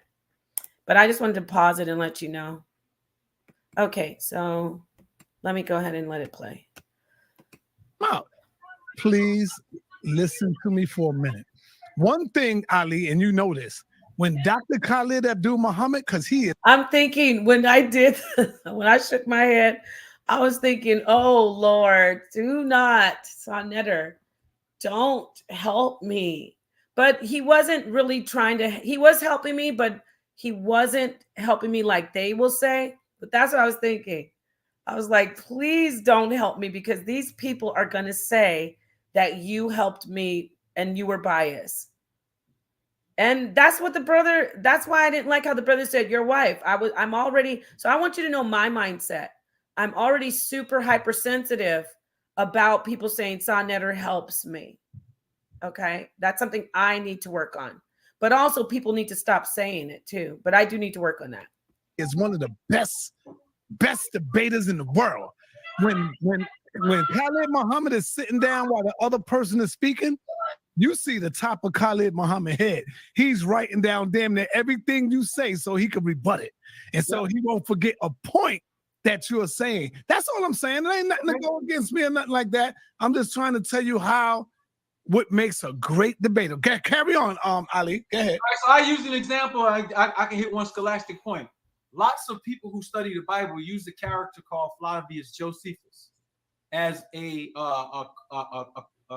scholastic error because of what he wrote. I'm gonna tell you guys some background. I don't know if I'm muted. I'm Sonetter's probably like, don't always tell. So when you see me go off camera, peace, King Simon, peace and love. When you see me go off camera, I called Sonetter and I was like, please do not help me in public, because people, and it wasn't an argument. He understood because he knows that that's what happened. I was like, please, Sonetter, let me do this by myself, because any little thing that he does, even when he's not helping me, like when he comes in and asks the brother to just be quiet and let me talk, the brother goes right to, oh, I know this is your wife. So my hypersensitivity is not unfounded. There's a reason, because even you'll see how the brother's like, it's your wife. But that's what happens when I got off the screen. I was like, Sonetter, just don't. And I respectfully said it, I said, please don't come in and help me, because you know how these people are. And he said, yeah, you're right. And he didn't even think that Ali would be saying, oh, you want to help your wife? Because everyone who's on the panel, Sonetter says, okay, let that person speak. He says it to everybody. So that caught us both off guard, especially me. I was like, why are you saying that? So I'm just, so get it? I'm just giving you some background, everybody, so you could see what was going on in my head. When he wrote it, etc. Flavius Josephus never existed. And so now we have to go back through history for people who are anchor points in our attempt to explain history, like Tacitus of Rome. Tacitus of Rome never existed. And so now what we have to do is deal with provenance in scholarship. All right, provenance means that we... So notice how he just so easily says, oh, Tacitus never existed. Could you show us some proof on that? But I didn't even get to challenge it, because he just went off on a tangent and got emotional and left. We have an original document, and we can say, we know this is an original document because of these scientific reasons that we went through. So people say there's an Ethiopian Bible and the Bible was in Ethiopia. They don't even know the real history of that real story. Once they get it from me, they're going to be blown away at how silly they are for believing that the Ethiopians have the oldest Bible and they had the Bible. But no, that's not what happened. And so what I will be able to do is go through provenance and prove my point. The oldest Bible on the earth is just over 1,000 years old anyway. And so excellent point, Shika.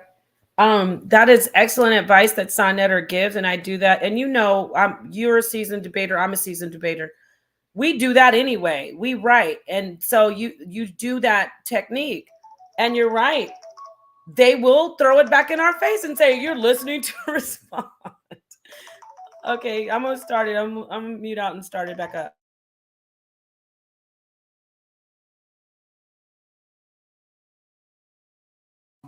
You got to know something about calendars. You got to know something.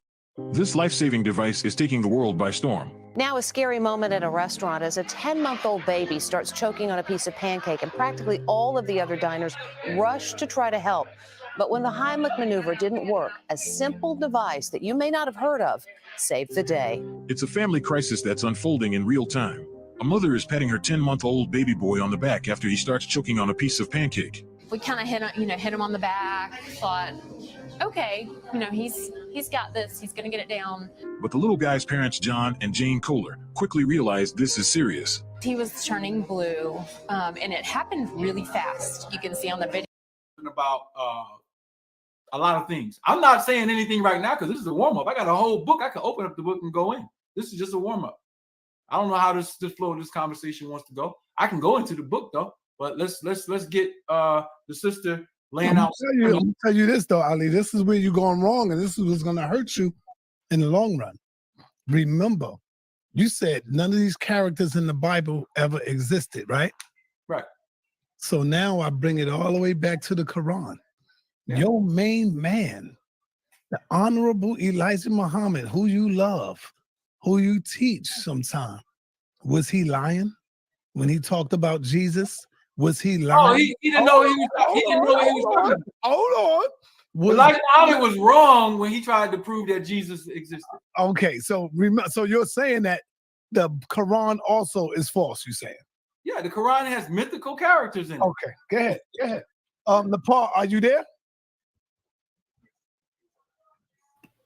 Okay, carry on, Ali. Brother. Right, so I mean, if y'all want I'm here. I'm just. I thought what we were doing was kind of warming up. I want to hear her premise. Yes. Am I supposed to interrupt the brother? I'm always told I'm interrupting. I didn't interrupt him. Oh, no, we good. I was just kind of warming up. Whatever. If you want to throw some statements out there, and then I can. When I come back to me, I'm gonna go into some. I got a fine-tooth comb. I'm not gonna skim over myself. So let me say why that comes off as like flippant and smartass.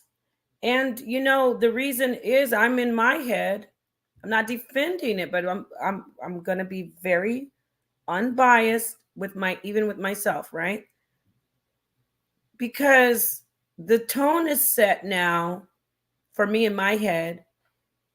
I have to defend myself. You know, I'm a woman. I'm really in my head at this moment. I'm not gonna lie. I'm up here, you know, I'm Sonetter's wife. I'm a woman. I respect Ali. So that's why I start explaining myself too much. Peace, Sonetter. Peace. You want to Peace, Queen. Well, yeah, I would like to chime in. I'm loving how you breaking it down. I wish I would have did it on the Sonetter studio, because you breaking it down scholastically, and everything you're saying is correct. And what I said, it went over everybody's head. Y'all missed it. Remember what I said at the beginning when I first introduced Ali Muhammad? I said, yo, Ali, I told my wife to take it easy on you because I know how people be running. They get so emotional. You ain't hear me say that? We don't want you to run.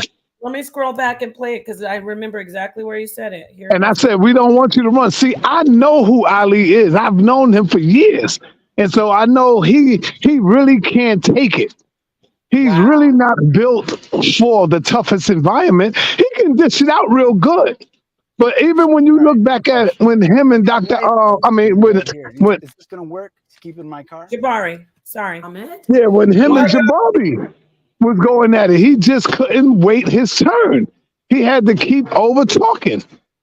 You know, and I give you a lot of props for that because you have grown in that. You allowed that man to say what he wanted to say. And the minute you opened your mouth to say something, he kept cutting you off. Man. Thank you. You know, so much, King. You are such a so I said a lot of brothers are always the ones that's getting really emotional. And he showed that. And I still love my brother. I got mad love for him. You know, ain't nothing. I spoke to him already. You know, I told him he was wrong.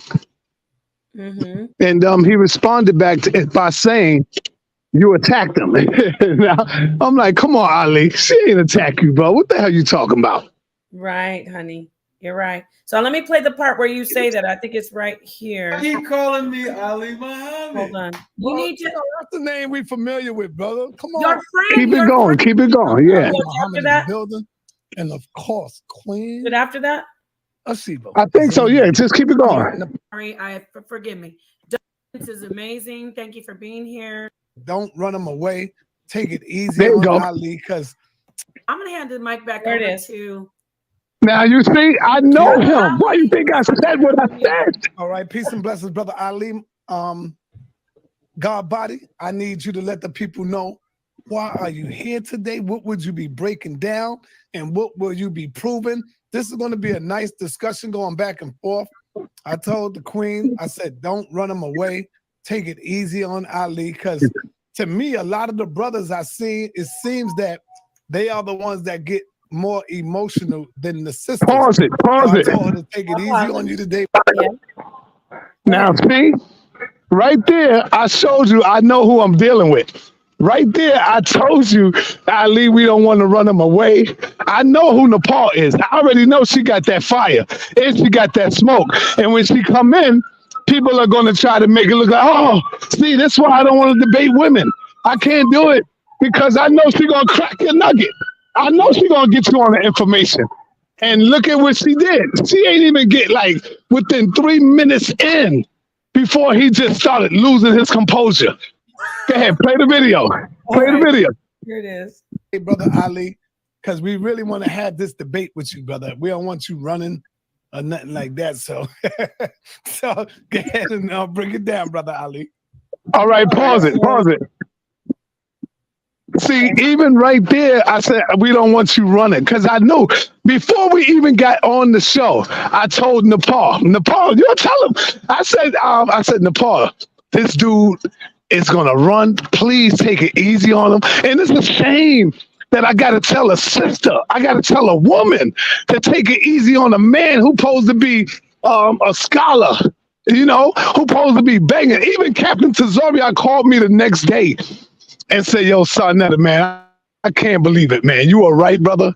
And y'all heard me going in. I said, Captain, all of y'all better not ever tell me nothing about y'all. Y'all don't want to debate women because they get emotional when the whole world just witnessed how y'all niggas be getting emotional. Go ahead. I'm done. I'm done. Oh, gosh. Let me go forward to where he lets me start talking and he jumps right in. Just right. This, I don't know why this is taken. Hebrews who absolutely have no real history. Here it is. Wait. From the officers' traditions. He went in a when Dr. Khalid Abdul Muhammad, he had a long intro. And so now what we have to do is who's gonna hurt you. Napah, are you there? Here it goes. Okay, carry on, Ali. Brother. The Bible is something that's been constructed by white, and the word white people, we can't really use that word if we're going to talk about ancient times. I understand what you're saying. Yeah, it's general right now. I'll get specific. Okay. Don't cut her off, Ali. She ain't cut you off. Let her go. So we can't really use even the word white people when we're talking about these ancient writings. We're going to have to be specific. I want to point out real quick how he's like, do I have to stare at her? Obviously, he's not staring at me right now. I'm not worried about that. It's when he got emotional and started walking around, but he wanted to gaslight us and make it as if we're saying he has to stare at us. But I just want to point that out. The brother's doing his thing, but he's still being in the parameters of respecting and listening. It's when he got a little bit stirred up, he just gets up and walks away. But I just want to point that out. Nobody needs him to now, stare. hold on for a minute. Let me say this real quick, too. Even me, see, y'all know this is the toughest environment. That's what I called it because I know I'm tough when it comes to this. Even Ali Muhammad, during the Polite saga and all that stuff that went down with Polite, what did Ali Muhammad do? He went over there, he made videos, he talked about Sarnetta, he talked like he did the same shit everybody do. He ran and said, oh yeah, Sarnetta, you know, he allowed Polite. Did I get mad at that nigga? No, I let that shit go over my head. I never addressed it. I ain't even say, yo, you owe me an apology, Ali. I just still let him come on the platform. Everybody saw that shit. See, Unc couldn't take it. Unc wanted to bang on the nigga. I said, nah, Unc, do that shit on your channel. I'm not doing that over here. I don't give a fuck about what he said because I know it ain't true. See, I'm only going to address the shit. I know the shit is not true. So why should I address it? Let that shit die. Let it go. And that's how I know these niggas ain't like me. They not built like me, man. Oh my God. All right. No. Yes. No, you're right, Sarnetta. I didn't even think about that part. Like you just, Yeah, he went in dealing with the Polite saga and accusing me, tried to lump me in there with Polite, just like all of them niggas did. I didn't know that he tried to accuse you. No, yeah. He threw me in there. He said, yeah, you know, he'd been on Sarnetta platform and Sarnetta was pumping him up. He ain't had to do all that. But did I give a fuck about that? No. I didn't care. Yeah. Shit, my shit is like, nigga, I'm dealing with business, nigga. I don't give a fuck about none of that. That shit don't hurt me. About male leadership. You want to be respected on this level like Sarnetta, but you don't act like this type of leader. You're emotional. How you going to hold a little baby? What did I do to him? Nothing. Talking about I attacked him. Like I told the family earlier, if you don't want to debate me, fine. But don't come out and say it's because I attacked you. You know, but damn, I didn't know he did that. I wouldn't have been saying I respect him. I didn't know he did that. Let me play a little bit more because I want people to see. It's going to go downhill real quickly. And I did it, especially want people to see it from this from this end. In each book, in each piece of literature, and examine them. And we don't have to do the whole book. We can just work on one piece at a time. And we will find out what people, wrote the piece of literature. And to be fair, I'll let you choose a piece. And I'll choose a piece or two or three or one. Hey, Napah, I got to go. I'm outside. I got to go. I just want to say thank you so much, Sarnetta, for jumping on. All right, Queen, you know. Love to you. And tonight we have 2 shows. Yeah, let them know. Let them know. What other show do you have besides?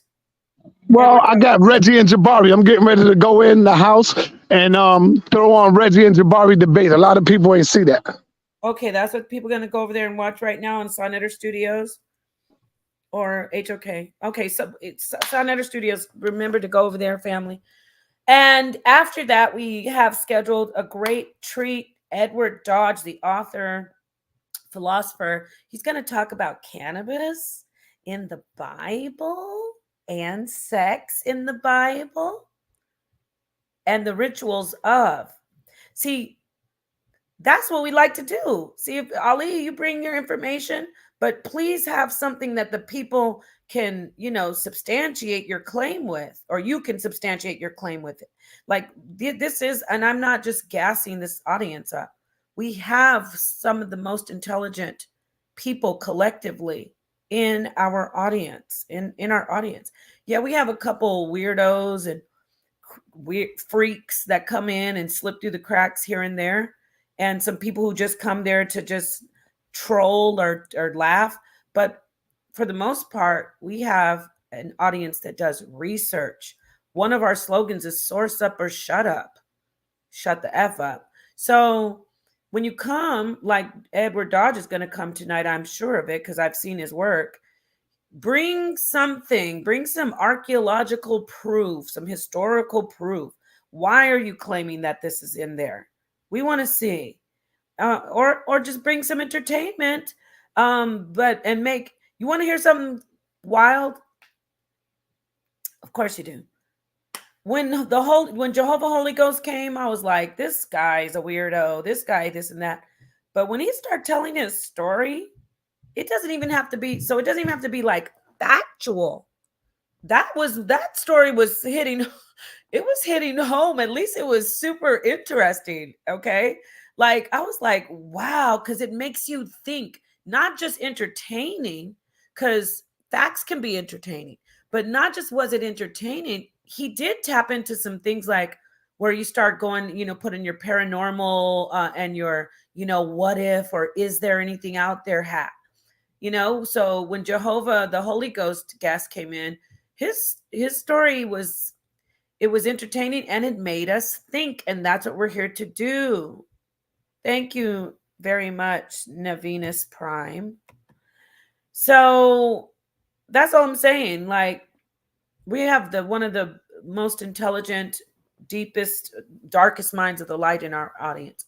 I'm going to finish this up really quickly where you can see where it gets crazy. I'm going to try to fast forward a little, but let me get this done. They are, in fact, written by people of what we know as today as Africa, what we know today as the Levant, the Middle East. Okay, so you notice I'm responding, and his reaction is fine to me. All the exasperation, dropping the head, laughing, I don't care because I'm solid, male or female. Men and women do the same thing. But that just shows the level of like what kind of level he's on as far as being able to handle it, or like as far as showmanship and even debater skills. That doesn't mean he's not a good debater, but the way he's like reacting to the little bit that I'm saying is very telling of how he may have reacted in the future from this moment here. And he did stick to it. He showed that he just he couldn't keep himself together enough to just finish the conversation. He needed some tune-ups before he got in here. So just look at how he's reacting. But you have some other, and again, it's okay for him to react like that. But imagine if I was throwing my head down and laughing, he would have gotten even more emotional, because he couldn't handle me being sarcastic, saying the big scary white people. That bothered him. But he can dish it out, but he can't take it. Said that some white villains came in and just looked at all of that information and plagiarized it. I'm wondering how you're going to get past just the actual archaeological. I know, right? You're laughing because in your mad scientist mind, I'm thinking, is he going to say conspiracy?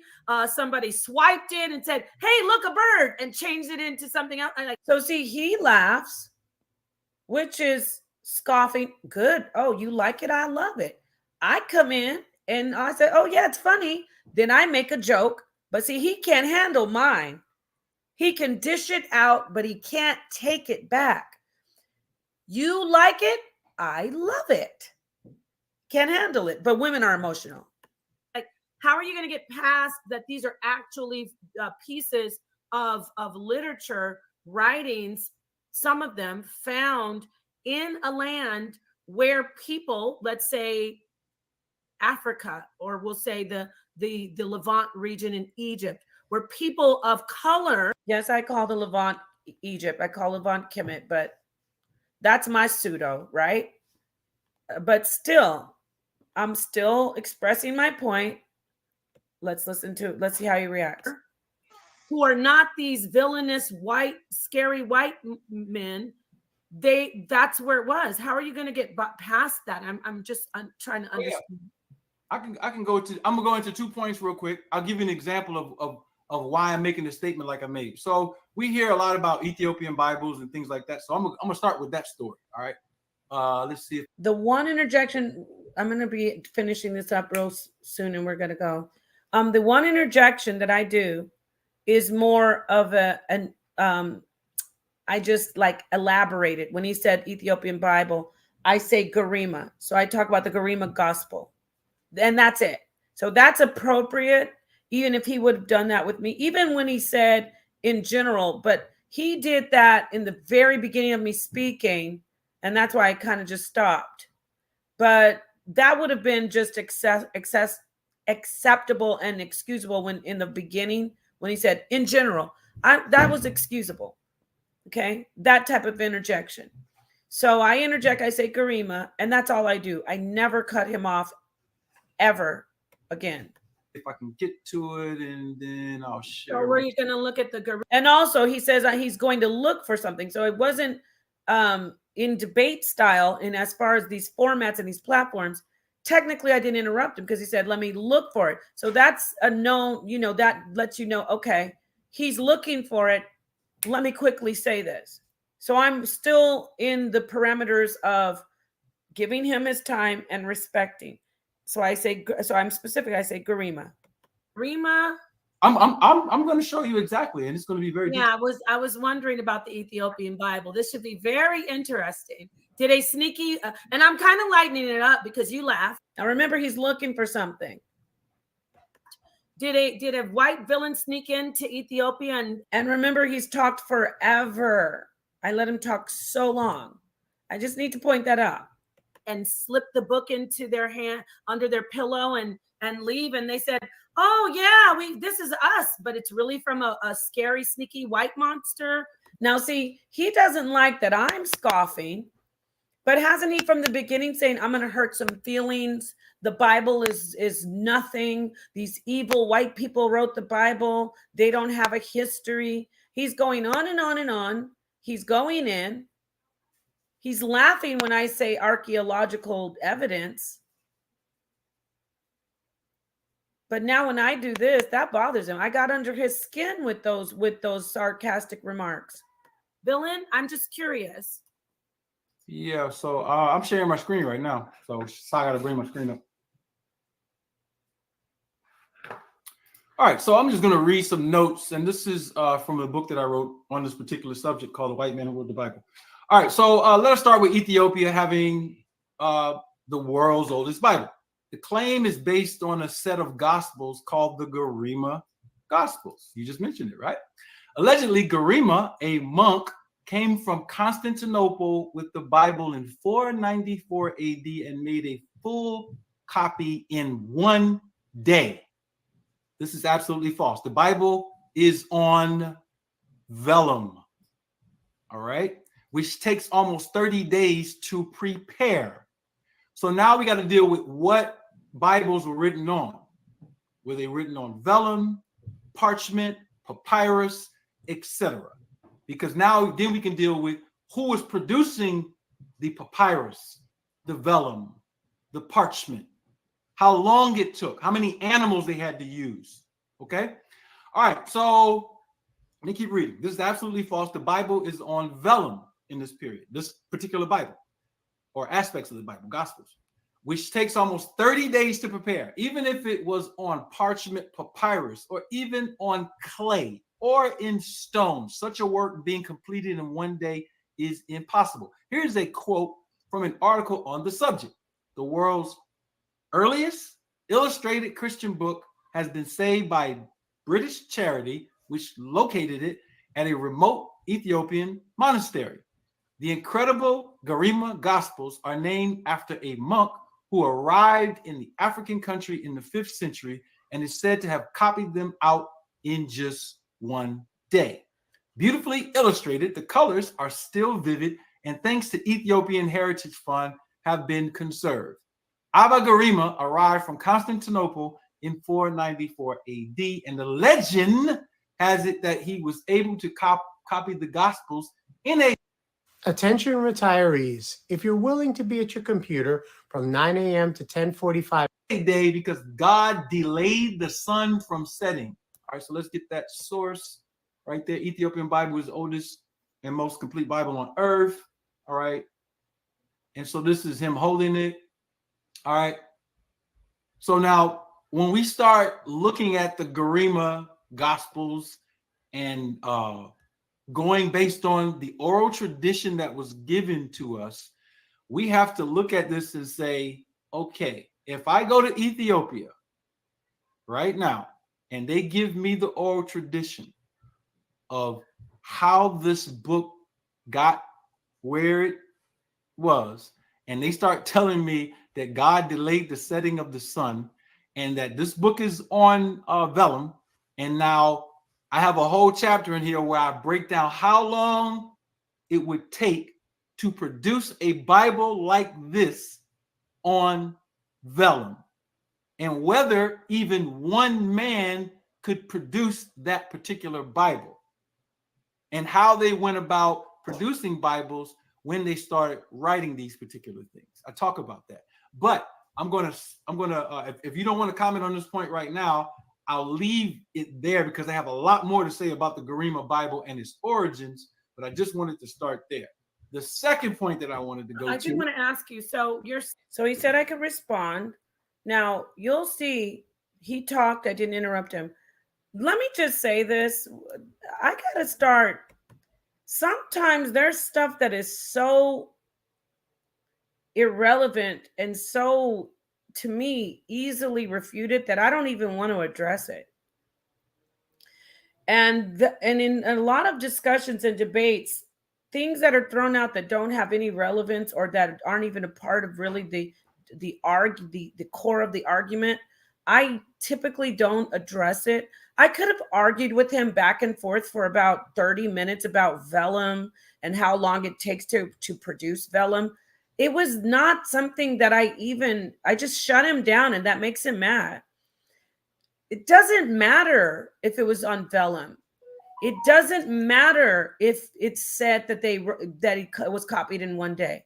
That has absolutely zero weight when you're trying to prove that the Bible's written by white men, so to speak, by evil white men, I should say, by white men who are trying to plagiarize and culturally appropriate and hoodwink people. You get what I'm saying? Like, the point or the story of him having the Bible, copying the Bible onto vellum, which I didn't say something like this. Well, it doesn't matter how long it takes for vellum to be produced. They could have had vellum already produced. You see how easy that is? Duh. But look at where his mindset is.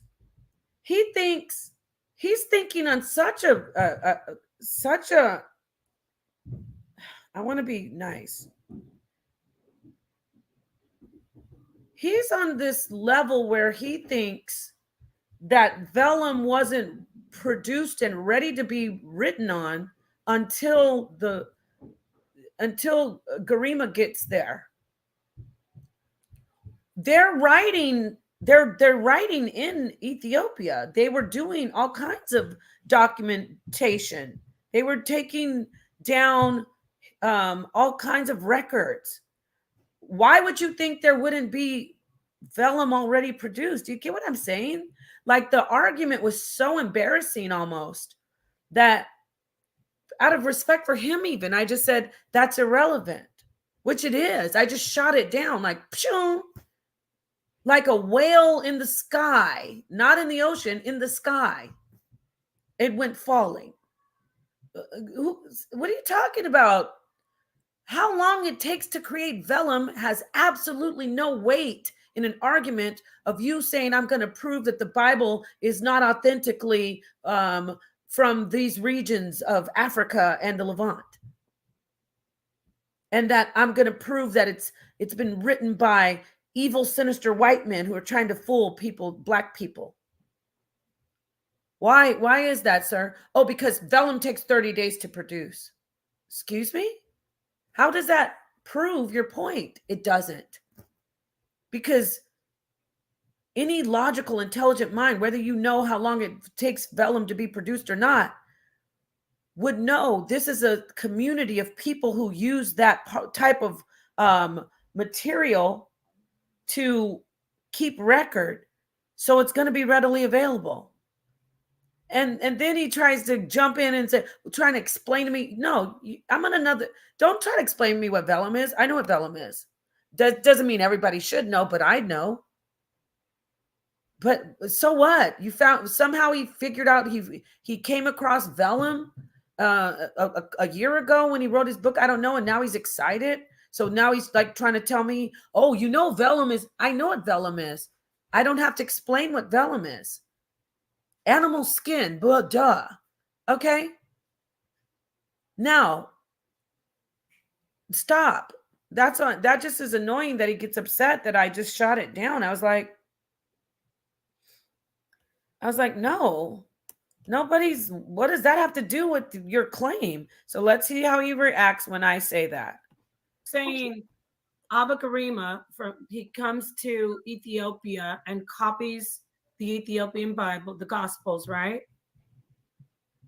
Is that I'm just recapping so I'm clear on what No, he brought the Gospels from Constantinople. See what he just did?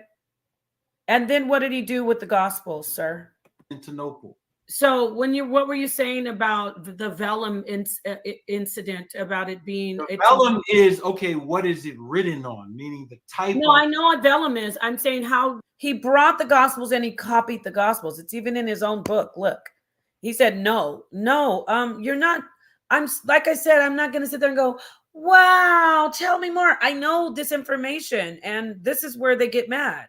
This is where they get mad at women, family. They get mad at men who know the information. You know why? Let me talk to you about the psychology of with the inflated ego. Just because you found out about it doesn't mean no one else already knew about it. I know that bums you out, right? Just because you found out about it, and that goes for everybody. Just because you found out about it, including me, just because you found out about it, don't think everybody didn't know about it besides you. And that's what he's doing. And that's what a lot of these egotistical people do. You find out something and you assume that no one else found out about it. Now, I'm not talking about the concept. Okay, I'm not talking about the concept of his idea that, oh, the Bible is from these certain people, and let me show you why. No, that's his individual original thought. Okay, let me keep that clear. I'm talking about the actual fact that it was written on vellum, and bro, you're not the only one who knows that. That's what I'm talking about. You're not the only one who knows about the Karima Gospels. But you assume, as probably because I'm a woman as well, you assume that I don't know it. And that's why your ego is so inflated. It's huge. It's the biggest piñata I've seen yet. And the bigger they are, the easier they are to whack, and the harder they fall. Let's keep listening. Well, how is that relevant? It's relevant to their story because the story says that God stopped the sun from setting. And notice he went a little, he got a little bit, hey, that's how we're doing it, right? He raised his voice a little bit. I'm not a wilting flower. So let's just go back and hear that. And I let him go. He cut me off, raised his voice a little bit, but I'm not, he's attacking me. But he has a nerve to say I attacked him. Let's hear that again. And what were you saying about the vellum incident, about it being... vellum is, okay, what is it written on? Meaning the type No, I know what vellum is. I'm saying how is that relevant? It's relevant to their story because the story... doesn't hurt my feelings because I know he's in spar mode with the information. It's not me personal. You see, I didn't take it personal. Now, if I would have raised my voice and leaned in, oh, what's wrong with her? She's manly. She's aggressive. That's the problem that's why the title is male chauvinism. It says that God stopped the sun from setting and he did it in one day. You cannot prepare a Bible on vellum in one day. So let's say they're embellishing on that, which every single... Okay, yes. Let's say, how does that prove that that there's some sinister white conspiracy, for lack of better words? That's not what I said on this particular point. Notice he's already jumping in, cutting me off, which that's okay because that's a dialogue. Some people don't like that. I don't mind it. But afford me the same right. I don't always like just to sit and wait. Okay, your 2 minutes are up. I don't mind the going back and forth. But you can see he's getting irritated because I'm shooting down his ridiculous straw man argument, which is ironic that he starts saying I'm doing a straw man. That's exactly what he put in there, was a straw man argument. Look at how they couldn't have created the Bible copied the Bible in one day. So that must mean that white people, evil white people, created the Bible, just like I claimed. No, that's not true. You're throwing in a straw, and those are also called I forgot what they're called. They're fallacies, but you get what I'm saying, right? He's doing these tactics that are not on point and not on topic. I was thinking about a white conspiracy. Logical fallacies. See, all I said in this particular point is that it came from Constantinople. Now we can go and deal with who was in Constantinople at that particular time. Okay. All right. It wasn't no Africans in Constantinople. So again, okay, you're right. Oh my gosh, I was gonna He did it to keep his to save face. He knows that's why he dropped out of this debate. I was going to destroy that. It already almost destroyed it in just a couple words. I didn't know it was going to be that easy. Are you seriously trying to tell me about Constantinople? Stop. Doesn't have to be Africa. And check my resume. When I know something, I know something. I do not know Kemet like that. Don't play with me with Christianity, and don't play with me about the Bible. Please don't. And I'm not just talking about in the book. I mean the creation of the book, the history of the book, where the book's been, who's used the book. Africans, number one, but that or any type of brown melanated people. It doesn't have to be. See, we're not going to do that. We're going to stick to exactly who it is. I'm not going to be able to speak. Wait. I'm talking right now. I know, but I was talking. Go ahead. Yeah. You asked me a question. No, I actually was making a statement, but go ahead. It's all right. Yeah. Well, make your statement then. I just want to get this debate in. I'm gonna let you can't create. You know why I said that? Because I could see. I'm telling you, family. I could see him flustering, and I really was like, I knew this wasn't going to be a good idea, and I barely did anything yet. All this, she attacked me. She shouldn't have reacted this way. He's looking for honestly, he probably said, let me get in there and act like she did something to me. And that way I can just say, whew, I don't have to debate her anymore. Straw man arguments for what I'm saying. You're doing the straw man, actually. You're saying, I made my. That was why I just reacted so strongly. Yeah. What? I was like, you're the one. And I didn't even want to say that because I didn't want to offend him. But remember, you like it, I love it. Mirror. He said, I'm doing a straw man. So because you think vellum takes longer to produce than one day, even though vellum could have been readily available and already there, that means that the Bible is written by basically saying modern day or not ancient, authentic writing from the Levant and from parts of Africa. That's what he's saying. That's the straw man on his part. The straw man is using the vellum argument. Like, I want to argue that they couldn't have written the Bible in one day. He's changing. He's doing a whole different argument. Statement about Garima, the setting sun, and a Bible. That's a straw man. That's not a straw man. That is. You know why it's a straw man, sir? Let me define a straw man argument and tell me how. Let me tell you. See, now he wants me to do everything besides attack his information. Now he wants me to define a straw man. Are you serious? I'm telling you, this brother, as far as information wise, was scared stiff. Actually, he wasn't scared stiff. He was scared, running scared.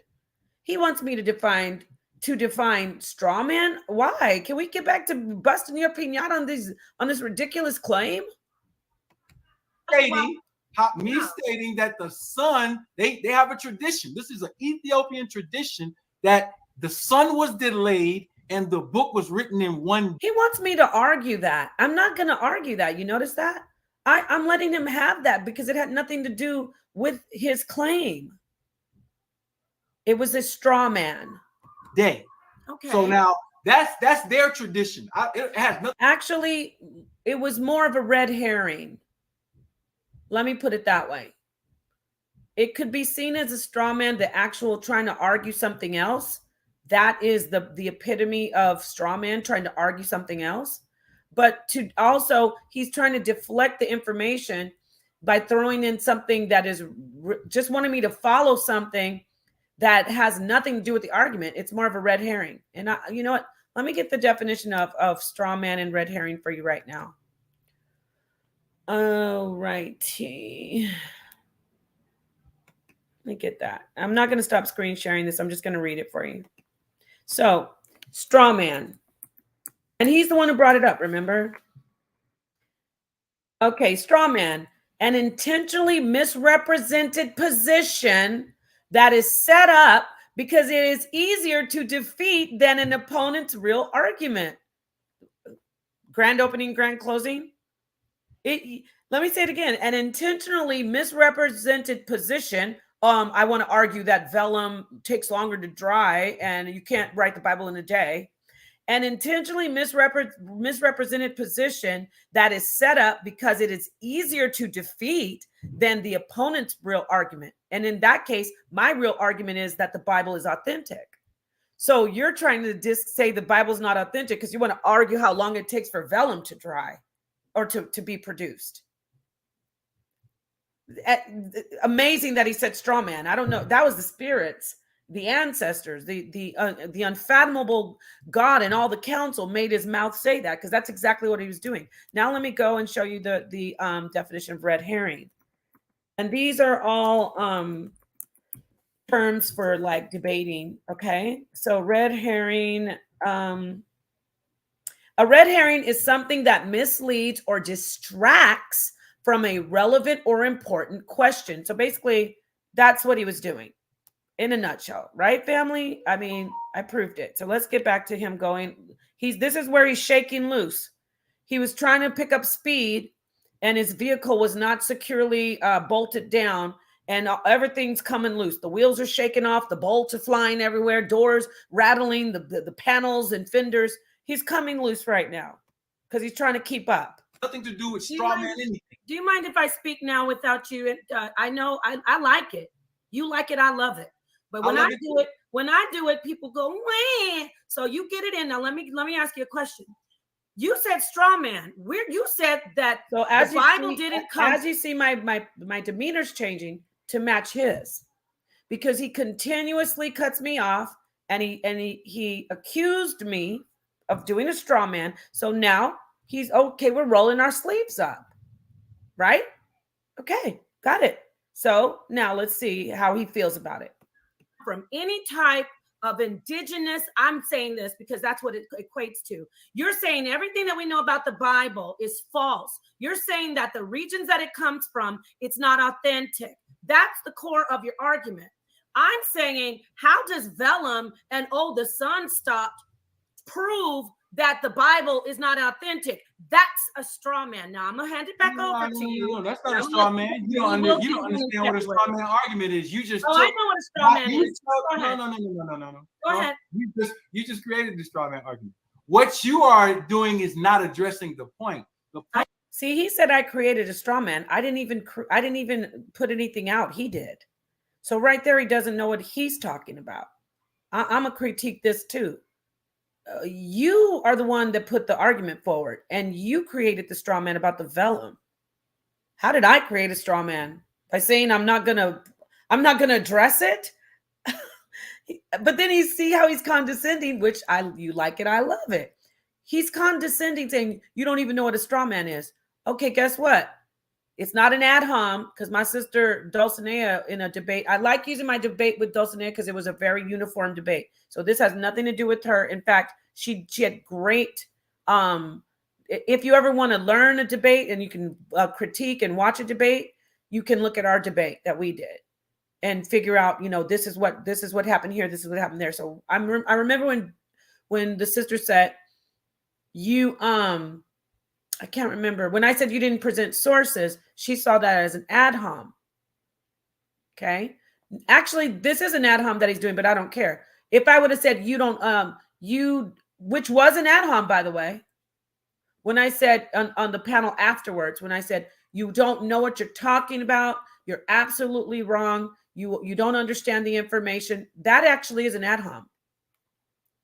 It's not like a complete super insult, but it's definitely an ad hom, because I'm personally telling her you don't understand the information. So in fairness, when you speak personally about a person, that is an ad hom. Does it totally kick you out of the debate and say you lose? No, but it does put you on a level of looking like, okay, you have to take that shot because you're either struggling with coming back with relevant information, or you just need to step your game up. And that's me. I always know I have to step my game up.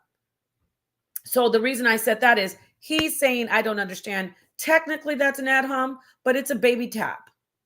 It's a baby tap, but I see him shaking loose. Does that make sense? So let me get back to this. I'm not looking in the chat, guys. The point that I'm making is no, you're not.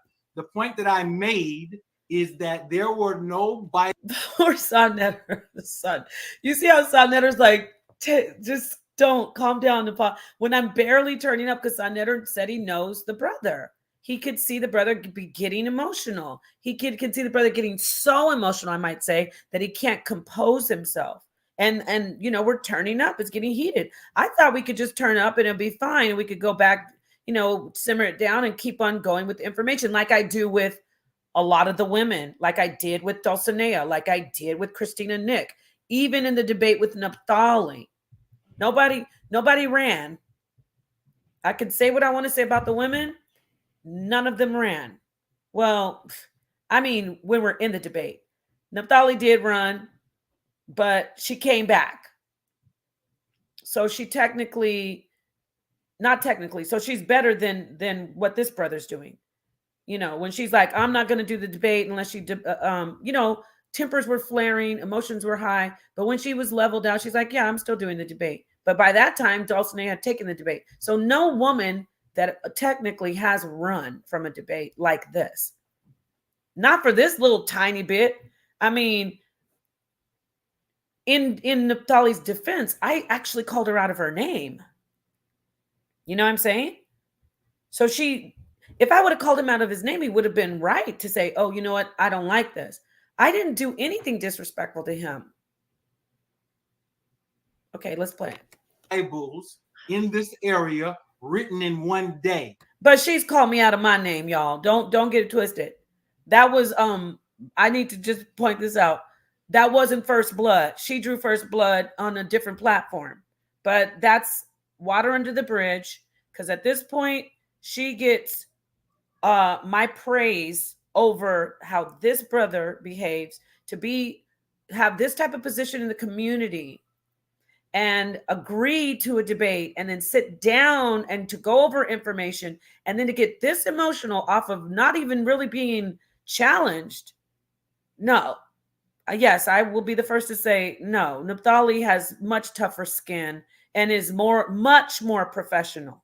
I'd say 1,000 times more professional, because she gets her butt whipped in these panels and she just keeps bringing back information. She doesn't cry and run. I'm going to say that. Not in a situation like this.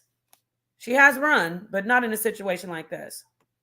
What I am doing in that instant is showing you how ridiculous the stories about the origins of the Bible is in preparation to walk me into my subject. And so now anybody who's in the chat, anybody who's watching this, they will get two things from what I said. They get, oh, this is the Ethiopian tradition that the Bible was written on vellum in one day. One, knowing that is impossible. So now what we have is we're destroying a false construct about Ethiopian Bible. Brother Law, you know, this is what I meant about ambiguous. Could you just, for us in the chat, I wasn't looking, what part are you shaking your head about? What part makes you shake your head? And I can also drop the link if you want to elaborate and clarify. What part of this is making you shake your head? I wasn't looking in the chat. I said something and I didn't see what you were responding to.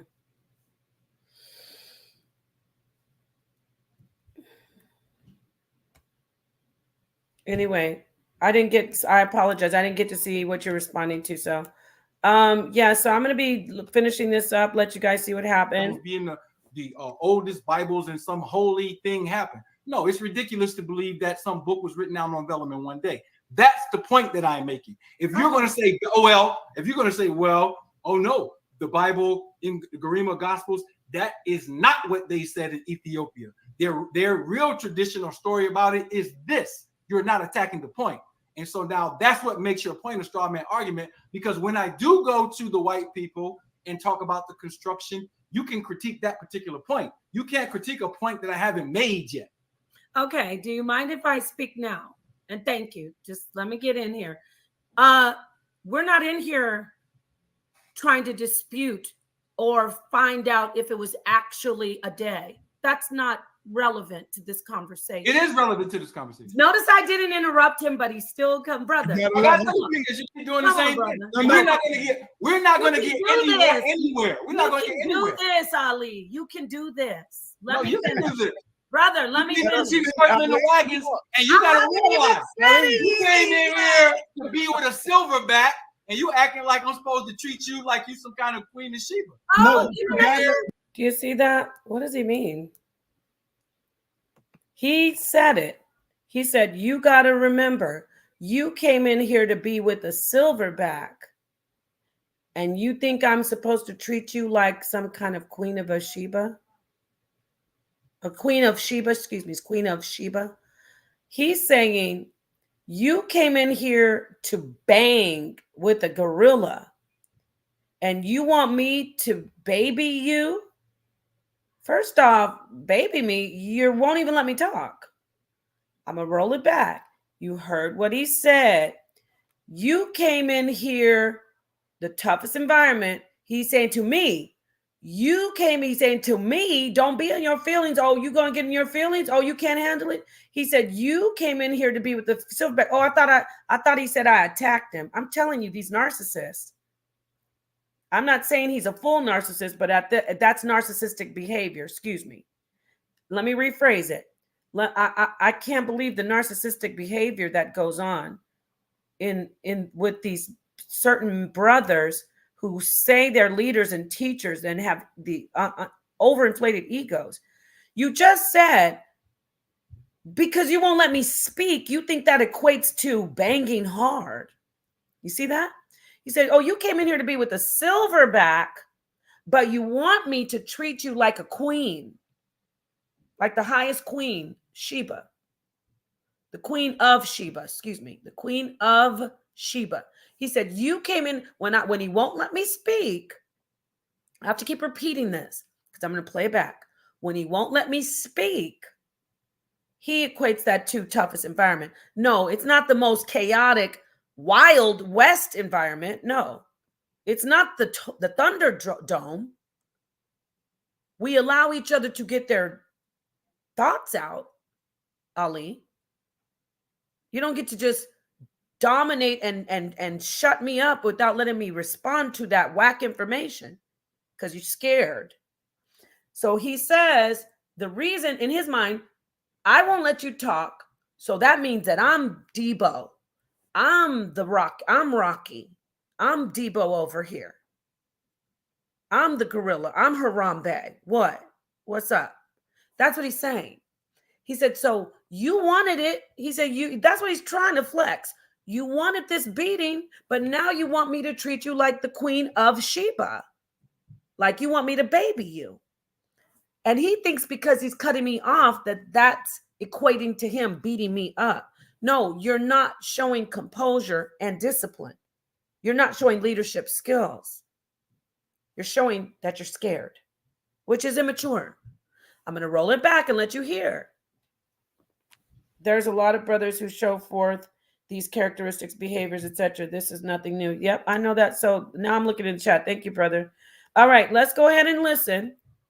And even when he says that, at the time, I thought he was saying I was treating him like a gorilla. But when I watched it a few times, I see he was like, no, I'm a gorilla. But you're not letting me speak, brother. And he's like, I'm not going to baby you. I'm okay. I love it. Please don't baby me because I want to beat your information up. All you got to do is let me speak and just have some decorum. Okay, let's listen. Let me go back now. Let me go back all the way. So just to be fair, oops. And talk about the construction. You can critique that particular point. You can't critique a point that I haven't made yet. Okay. Do you mind if I speak now? And thank you. Just let me get in here. We're not in here trying to dispute or find out if it was actually a day. That's not relevant to this conversation. It is relevant to this conversation. No. Notice he cut me off, but he's supposed to be the one with all the decorum and I attacked him, but it's okay. He didn't attack me. I'm not sitting up crying saying he attacked me. He just couldn't control himself because I was just bodying his information with my little my little brownie toe. Notice I didn't interrupt him, but he still come, brother. I got two fingers. You keep doing the same thing. We're not gonna get anywhere. We're not gonna get anywhere. Do this, Ali. You can do this. No, you can do this. Brother, let me finish. You in the wagons, and you gotta realize you came in here to be with a silverback, and you acting like I'm supposed to treat you like you some kind of Queen of Sheba. No, you gotta let her speak though, Ali. I can't even talk. What I'm saying is, I will not ever let you make straw man arguments about what I just said. I haven't the even audience spoken. is sitting here looking at how you're wasting their time, because if you're not going to comment on that particular point about whether the tradition is false or whether the Ethiopian Bible was actually not written in a day, we can go to the next point. If you're not going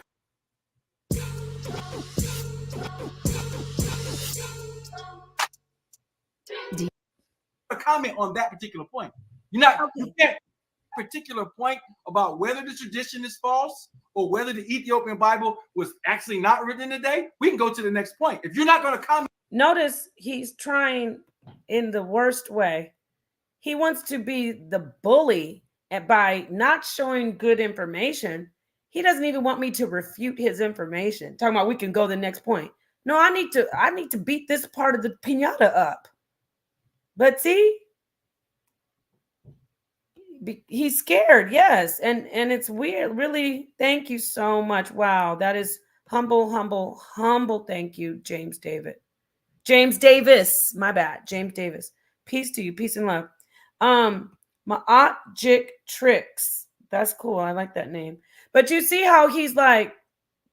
Let me see what this Ma'at Trick says. A gorilla would yell, scream, and try to beat you up and down with words and yelling. Well, he called himself a gorilla. Yeah.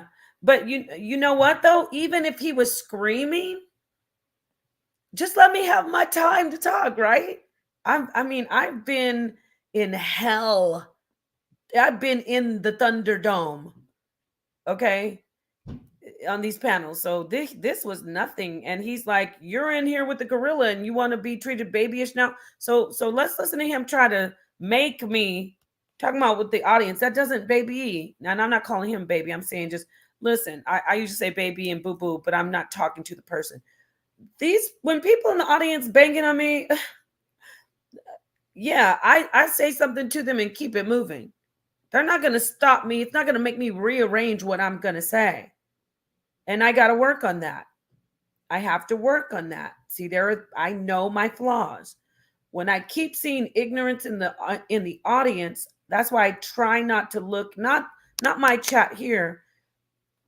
Typically, I try not to look at the chat when I'm on the panel, on the big panel, because I know there's going to be somebody who doesn't like me and doesn't agree with me, and they're going to probably say something stupid. That the chances are 50-50. So I try to work on that, but I know what I need to work on. I'm not going to say, oh, I'm fine. Oh, it's not. No, I have to be the master of myself, because there's always going to be somebody out there lying on me, hating on me, telling a lie on me, putting out something, trying to paint a narrative to make people not like me. Because not only they feel lonely when they don't like me just by themselves. They want the whole world not to like me. So I just got to work on that, because I can't feed into it. So let's listen to him a little more, and then I'll be ending this. I promise soon.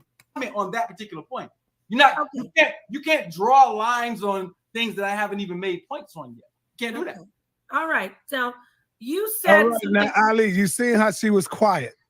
Please, brother, let her get hers out. Let her speak. Because you ain't gonna be able to do this in the debate, brother. You're gonna have to take it. Go ahead, Napah. So he said something. I need to just get this out of the way. Don't paint that narrative. I have the utmost respect for you, and I've been respecting you. Even Sonetter's like, Napah, you're going to jump in. I'll let you talk and talk and talk. So don't you dare paint that narrative that I'm treating you like a silverback gorilla. And by the way, silverback gorillas are the real king of the jungle. Those are one of my favorite animals. So that was wrong. You said you're not going to sit here like the queen, and I'm a silverback. That's in your mind, in your head. I don't know anything what's going on in your head. But we're going to get back to the conversation. Like I said, we're here to address your claim that the Bible is absolutely false It has been constructed in a fraudulent way. It has been put together by a group of sinister, evil white people.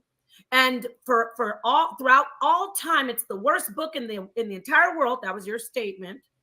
We're going to address that. When you come in and say it couldn't have been one day because it was written on vellum, you're not proving anything for your point. That has nothing to do with your point. I want you to address this, since we could just go back and forth. We'll get back on this. Disclaimer before I say this, because I did want to point this out. I have,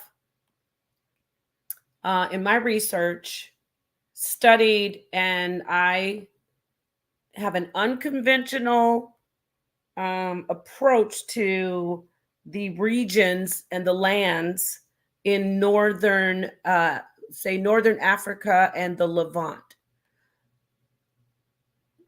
For lack of better titles, Africa, Kemet especially, I have been studying, this is apart from this build right here, that the Levant and Kemet, Egypt, which is Africa, are all one land in one region, especially in ancient times. Of course, now there's borders, there's different territories that we say, okay, this is Egypt, okay, this is Israel, okay, this is Jordan. But what I did in this part of the build is inject my unconventional philosophy that the northern part of Africa is also includes the Levant. So I admit that is not a conventional teaching or claim. I know it's not. So I just wanted to put that disclaimer out there. I know that Jordan is not considered Africa in mainstream history and in mainstream geography, but there's some research, and I can present that in a presentation one day, why I subscribe to this philosophy or to these teachings or to this understanding.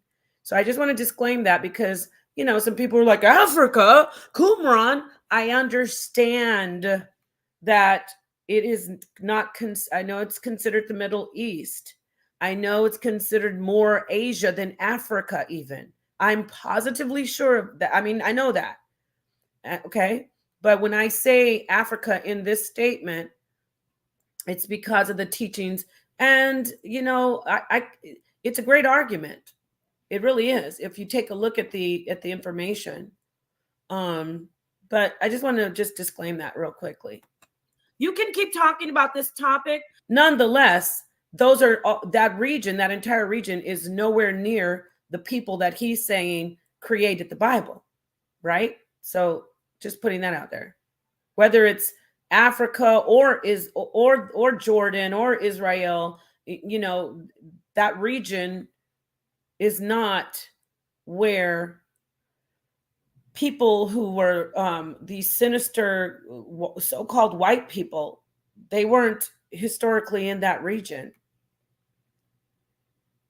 Not the people he's speaking of.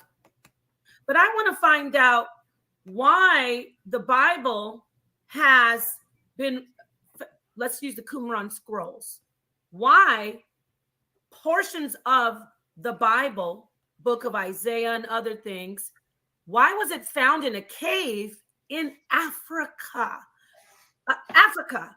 I'm just going to throw that little one out. That one's just a tiny little hors d'oeuvre. Why was it authentic pieces, fragments of the Qumran scrolls, why were they found right there in Egypt, in Kemet? That's Africa. And you get back to your, I figured it out that vellum needs 3 days to dry. Oh, also though, speaking now, getting to the Qumran scrolls and the Dead Sea Scrolls, there is proof. Yes, I know everybody was coming for me, but okay, we got that out the way. I already explained what I understand from some teachings. Not just me. It's not my original thought, by the way. There are many people who also subscribe to those teachings that Africa extends into the Levant and even further. So further east, I should say. right? But there is information. If I'm not, I might be wrong. And Ashika, you're out there. You can help me if you know about this. That there was, I can't remember what the writing, the scripts were, but some were found in Cairo, which we all know mainstream says, okay, yeah, that is Egypt, that is Kemet. So I just want to throw that out there. And I had more information for him. It wasn't just the Qumran scrolls. It wasn't only the Dead Sea Scrolls. There's a bunch of information showing that the Bible comes from ancient lands of people who weren't conspiring to destroy the so-called black race or Africans. But I want you to address how actual authentic pieces of the Bible were found in Africa. Did some evil white man go in a time machine and plant them there? I'm going to mute out for you. Yeah, thank you. All right, so now let's deal with that particular point, because the Bible tells stories about people. And so one of the points or claims that I made is that they stole the names and the narrative surrounding the names from other people. So whether you later found something in a cave in Africa don't matter, because that's not the source. I could go find the damn Bible on Mars right now and say, oh, damn, is the Bible Martian because it was found on Mars? No, it's not. Okay, see what he just did? So you can't win an argument with him if you're dealing with people who don't understand, which everyone in my audience and in the audience over there understands. So basically he said, just because it's found there, that doesn't mean that it's from there. Okay, we got to go. Where's my purse? Can everybody ready? Okay, let's go. Did you bring the car up to the valet? I need to get out of here. It's like, why am I here? So when something is actually found in a land authentically in that, it's authentic. It's originally from that place. It has nothing to do with the people who lived there. What the hell? So anthropologists, archaeologists, when you go somewhere and you find something in a region, in your digs and in your information, it could be from anywhere. It could have come from Mars. Sorry. No, when you find something in a certain area, it doesn't matter. It could have been from somewhere else. Really? I don't. And so basically he goes into, he doesn't even address the information. I'm going to fast forward it, but trust me, you can go watch it if you want. He goes into talking about L and all things that do not answer that question about how are these pieces how are these fragments and these pieces of writing of the Bible basically found in these regions of so-called people of color, African, Middle Eastern, so-called Middle Eastern. And how are they there in these lands, authentic, originally from those lands? But you're saying that that it's fresh and it's only been written not even 1,000 years ago, and it's all by sinister so-called European white men. He doesn't even talk about it. Is mentioned in the archives. This is the Ebla archives. You can go to the Ebla archives. It's a live site. I gave the text location for each mention. Since that time, administrators of the Ebla archives have removed the listings and attempted to make them difficult to find, which you can still find it there. And I talk about that in the book. The word Israel was a call for protection, what we call an epithet for the god El. El was a deity in the Ebla tablets. This deity was a Levantine, Middle East, prominent god amongst various groups. So he cut himself right there. He just said Middle East. Let's keep going. He just talks about something else. So then when I don't interrupt him. Let's see. He's presented in the Bible. He's still talking. You have these people called Israel. No one in the Bible is telling this you has to have been anything about this coming from Ebla. And so this is 41, deification 42. He's still talking. Oh, yeah. Egyptian motive. This is El. So we're about 4 or 5 minutes in. He's still talking. Now it's still in that particular place in the now Ebla we're about tablets, 6 the minutes archive in. that I'm in, and this is 43, his name. Let's keep going. All right, but I have them by line. I'm at and dot. So now, what 43. am I saying, and why is this important? I mean, here is to use for 44, themselves. 29. Not only cross connection. 45, I'm just warming 20. up. I'm not How going to long give he's you all my talking? stuff for the debate. Nepal. Right. I mean, you got to defend your wife, man. Go ahead. There it And is. then what I will do. Look how long he talked. It had to at least be about 7 minutes, maybe longer. I just sat there. Watch how he goes and tries to pull on sensationalism and stir up incels and misogynists and chauvinists and then even neutral men who might be like, well, is he being favoriting his wife? Oh, is it why do you have to bring up your wife? You're immature. That's why. And you're scared. That I'm gonna call it like I see it. And I'm very disappointed. I'm disappointed in you. You didn't have to say anything like that. I thought you were a guru. You know that this is a sensitive topic about women, and we had a conversation with him about how people say, oh, we don't want to debate her because it's his wife. Why would you say that? Because you're manipulating the feelings of the crowd. It show who stole it. Still talking, right? Look.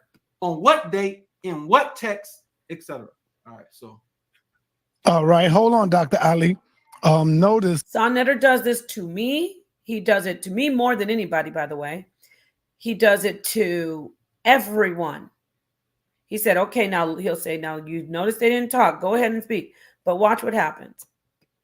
And it's because she didn't interrupt you. And it's because he's been interrupting me the whole time, by the way. One time, brother.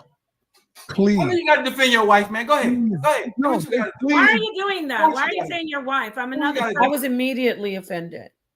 And I also was trying to do damage control. Let me say this again. I'm not looking in the chat. I was offended and I was doing damage control. Remember I said earlier I was already self-conscious that people would think that Sonnetter's helping me? Remember that?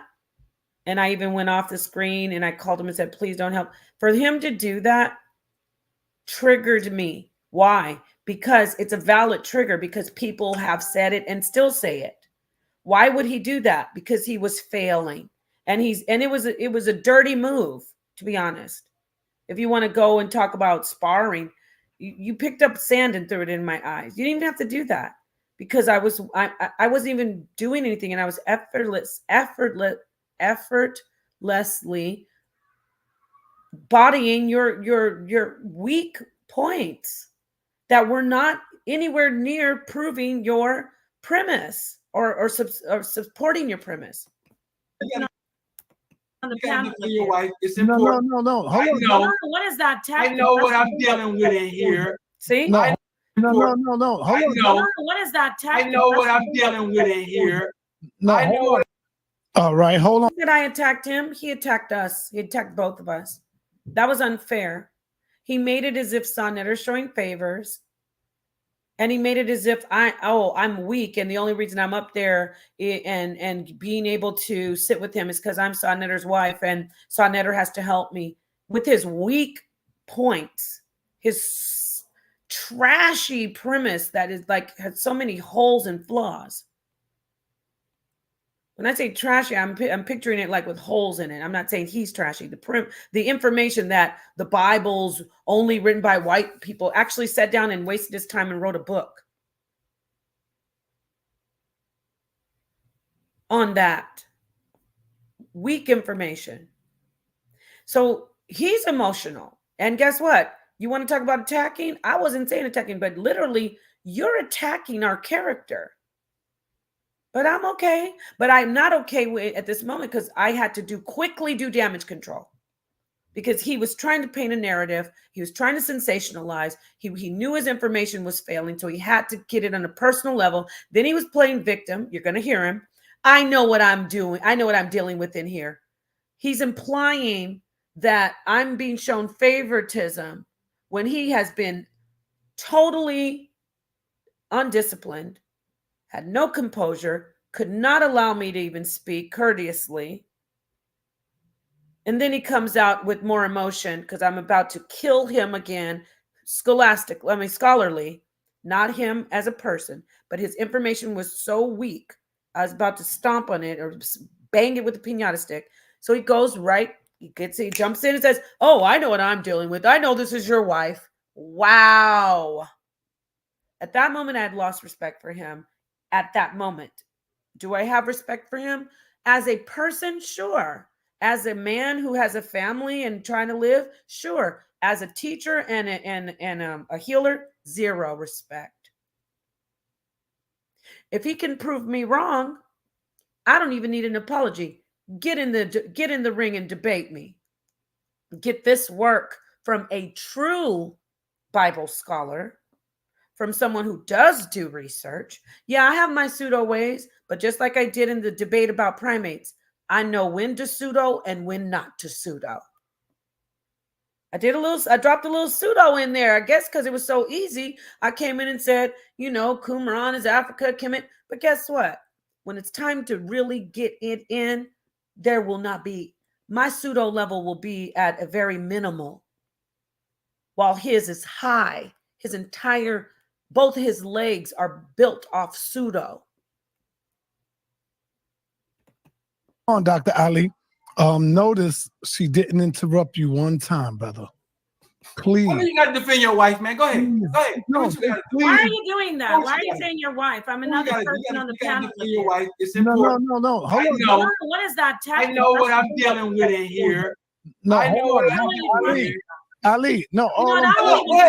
I ain't got nothing to say. As soon as we start talking, I will be disrespectful. quiet. This I is won't the say second time I'm one not doing thing. this. And when you say time with her and we Notice that he won't even listen.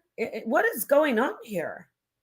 At that point, I swear, you heard me. I said I can't. I already had told Son that I didn't want to do it in the first place. I could see it was about to get worse. Notice I said, I don't want to even talk. And he was disrespectful. Notice that I wanted to stop it. And I think the Son Editor gave him too much credit. He genuinely was thinking, no, we can go further. Now in hindsight, Son Editor's like, yeah, I should have ended it right there. I wouldn't have cared if he would have just done his whole presentation. I'd sat there quietly. I don't have an inflated ego. Just let him go then. Because I could see he needed that. But it doesn't happen like that. Why are you saying your wife? I'm another person on the panel. I'm going to say, you know what? At this point, he's disrespectful and I just don't even want to be involved. And he knew he was disrespectful. He would have immediately said, no, I'm not being disrespectful. He knew he was being intentionally disrespectful. But I don't care. Why am I doing this right now, this stream? Because he has the audacity to say that I attacked him. The audacity, adding insult to injury, to try to put this on me. Typical textbook gaslighting. Your wife, it's No. important. Hold I on. know. What is that? I know what I'm dealing with in here. No, I know what I'm hold dealing on. with in here. Ali, no. Go ahead, sis. I ain't got nothing to say. As soon as we start talking, I will be quiet. I won't say one thing. And when you say time with her and we engage, what the hell is wrong with him? Napah. Hey, listen. Napah. Ali, all I'm saying is, Ali, disrespect her. That's what I'm saying. Let her speak. Go ahead, Napah. I'm going to say something, and I mean it. We're all adults here. It wasn't about me being his wife. I'm another person on the... And at this point, look at how this man has such a fragile ego.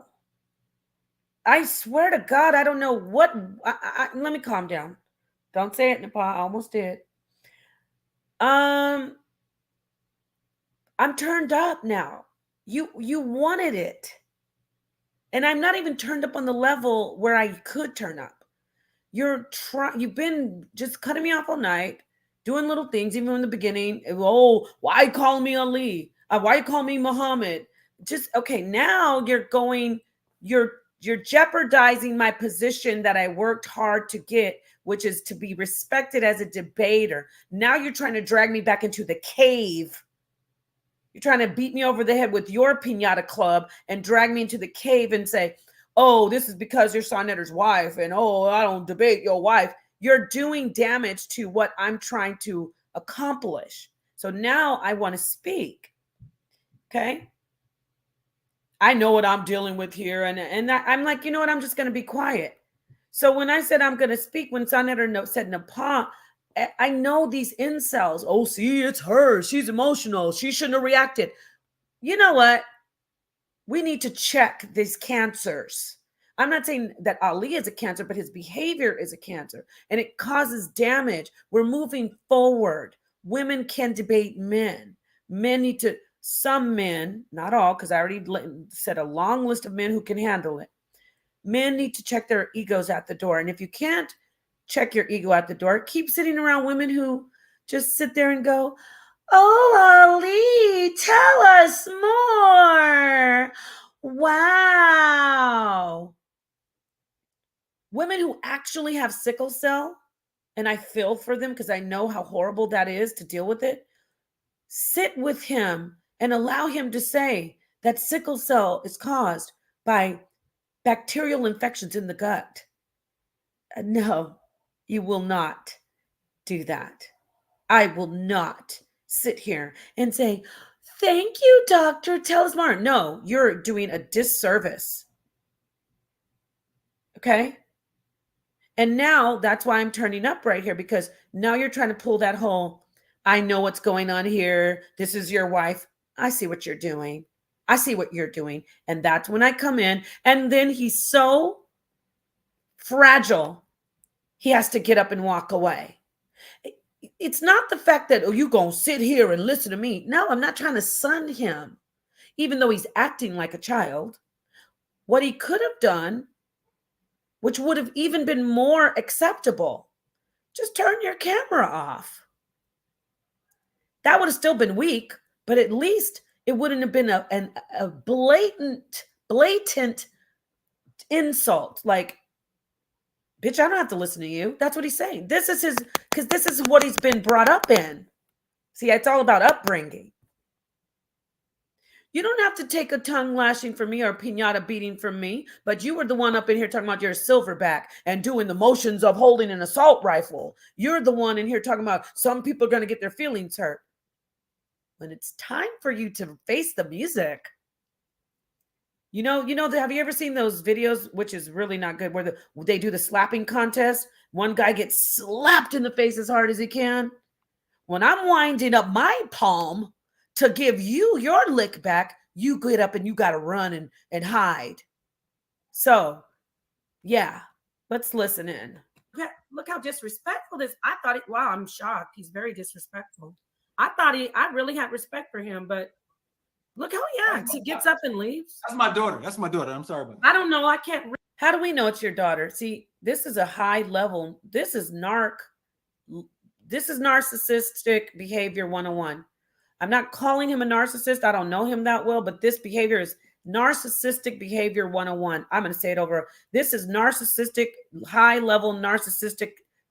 If he's an expert at anything, he's an expert at narcissistic behavior in this instance. Why are you coming back and telling us it's your daughter? Because you know you just disrespected a woman.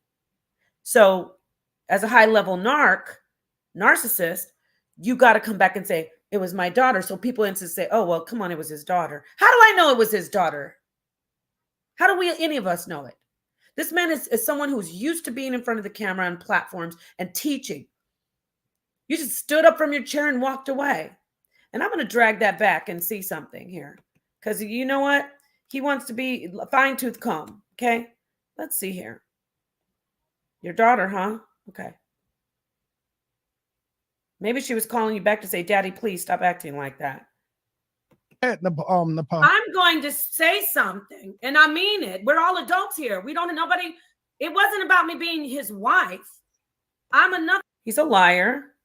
He look, Napah Shadah CSI, baby. Okay? Napah Shadah CSI. Okay? We're doing the forensic high-level analyst here now. There was no one from behind him. He was looking for something to do to make sure that he shows us in his fragile ego, his fragile male ego, I'm not listening to you. Tell me how I did something wrong. You will not tell me that I did something wrong because I have mommy issues. I don't know him, but this is textbook. because my mother used to emasculate me in my family, and my sisters were allowed to emasculate me in my family, and I'm so used to the Black woman emasculating me in my life, not overall, not over the globe, just in your life. You are hypersensitive to a Black woman standing up for herself after, got to say it 3 times, after, one more time, after you insult her and disrespect her first. See, that's the problem. Let me talk. I'm going to look in the chat now. The problem is we do respect men in this community. We know our place, and our place is alongside him on the throne. But I believe in male leadership, and I think it works best. All women don't, and I respect my sisters out there to say, no, I think it's side by side, egalitarian. Fine. I and a lot of women say, okay, we let the male lead. However, you don't get to lead if you've shown that you're not worthy. And when women stand up for themselves after they've been insulted, after they've been disrespected, after the cup has run over with the insult and the time is up and the piñata stick comes out, then we're told, well, you should have been more feminine. Oh, see, that's why you women. No. There's vessels fitted for destruction, and those vessels are called piñatas. You want to play, you want to act like you're shooting at the screen. You want to come out and say, I know feelings going to get hurt, but the Bible's the worst thing. And people are, and the white man did this, and you stupid Black people listening to the Bible. And oh, I'm a gorilla. I'm a silverback. You shouldn't have come in here. And then when I go, you get up and now you've been attacked. No. If you want to be mom, if you want to be in mommy's lap, okay, and hear a bedtime story, don't come in with boxing gloves on. Okay? Don't come in like Mortal Kombat.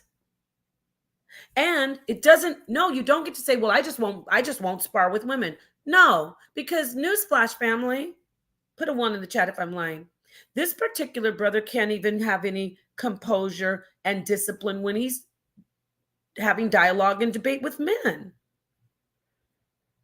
But he can't say, oh, it's because it's your wife, or he'll say something like, oh, I know what goes on over here. I know Jabari gets favored. No, see, it's always something to hide what your flaws are. And your flaw is you have a fragile ego. And because I'm a woman who has information, that pushes buttons. Okay. We all have buttons that get pushed. Mine was when he started trying to say that whole your wife thing and I know where I am. You push the right button. Okay. But let's not, his daughter didn't come around, but he knew he had to say that because he thought about it. He's very clever. He said, I have a lot of women following me. I did get up. I am out of pocket. I'm not controlling my behavior, my feelings. Oh, I'll come right back and say, oh, my daughter needed me. I don't think so. You looked around for something to do and you got up. And even if your daughter needed you, there's a way to behave. Put your finger up. Turn off the camera, or just turn off the camera if you don't give a damn about our feelings, because I don't care. You like it. I love it. Again, I have tough skin from being in this environment, but you just get up and walk away. Whatever. Okay. Got it. Let me go ahead and scroll this back. Nobody came in there. He just got up. Get in here. No, I know Ali. No, I ain't got nothing to say. As soon as she start talking, I will be quiet. I won't say one thing. And when you say time with her and we engage, what the hell is wrong with him? Napah. Hey, listen. Napah. Ali, all I'm saying is, Ali, just respect her. That's what I'm saying. Let her speak. Go ahead, Napah. So he's admitting that he knows he's wrong. So when I start speaking, he's looking around. Napah. I'm going to say something, and I mean it. We're all adults here. We don't, nobody, it wasn't about me being his wife. Okay, he already is. He did not once make a gesture that he was being called or that something from behind him off camera was distracting him. He looked in front of where he is, and then he stood up. He acted like I'm going to keep going back because don't lie. Don't lie and say it was your daughter. You just knew you were wrong. You knew you were wrong and out of pocket. He looks around. Yes, I'm fine to calming this because you're not going to say I attacked you. You were out of pocket. And I was letting it go. But then the thing is, like I said, don't come in and say I attacked you. And when you say time with her and we engage, what the hell is wrong with him? Napah. He looks to his right. Listen, Ali, all I'm saying is, Ali, just respect her. That's what I'm saying. Let her speak. Go ahead. He looks to the right, his right. Napah. I'm going to say something, and I mean it. We're all adults here. We don't. I called him an adult. He's getting triggered right now. He's having a flashback. I don't know for sure, but this is my professional opinion that I triggered some kind of childhood memory or something when I stood my ground and became stern after several different oversteps, so to speak, when he overstepped boundaries. And I still didn't disrespect him. He just didn't like that I was coming with a stern tone. I wasn't, oh, brother. At first I was, oh, brother, peace to you, honor. And it was real. But then as we went through it, I'm saying, okay, got it. Nobody. He looks down. It wasn't about me being there, looks around. He gets up. Nobody called him. I'm another person on the path. Look how disrespectful this. I thought it. Wow, I'm shocked. He's very disrespectful. I really had respect for him, but look how he acts. He gets up and leaves. That's my daughter. That's my daughter. I'm sorry about that. No. We're too bright. We're too sharp. Don't use your daughter to try to recalibrate and save some of your female following to think, yeah, oh, he just got up for his daughter. Oh, then he doesn't really disrespect women. No, you disrespect women. I don't know. I can't read your mind. I don't know who it is. What I'm saying is this. Don't do that, please, Ali. And please don't speak over me. Don't bring, oh, it's your wife. He does this with everybody. Everybody. Look at him. He's still, is it, no, this isn't about his child, but is somebody underneath the table? Before he said he had to get up and I'll be off camera. Who's under? Is somebody underneath his where his laptop is? Who's that down there? Yeah, anybody. Don't do that. Have some composure and discipline, please. I don't even have, honestly, I don't even know what to do. I can't.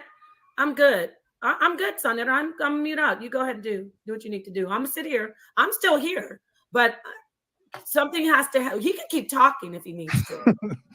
See, I was like, you know what? Just let him go. This is immature. I'm not gonna split hairs and kiss ass anymore. This is immature behavior. We cannot keep exalting this type of behavior or ignoring it.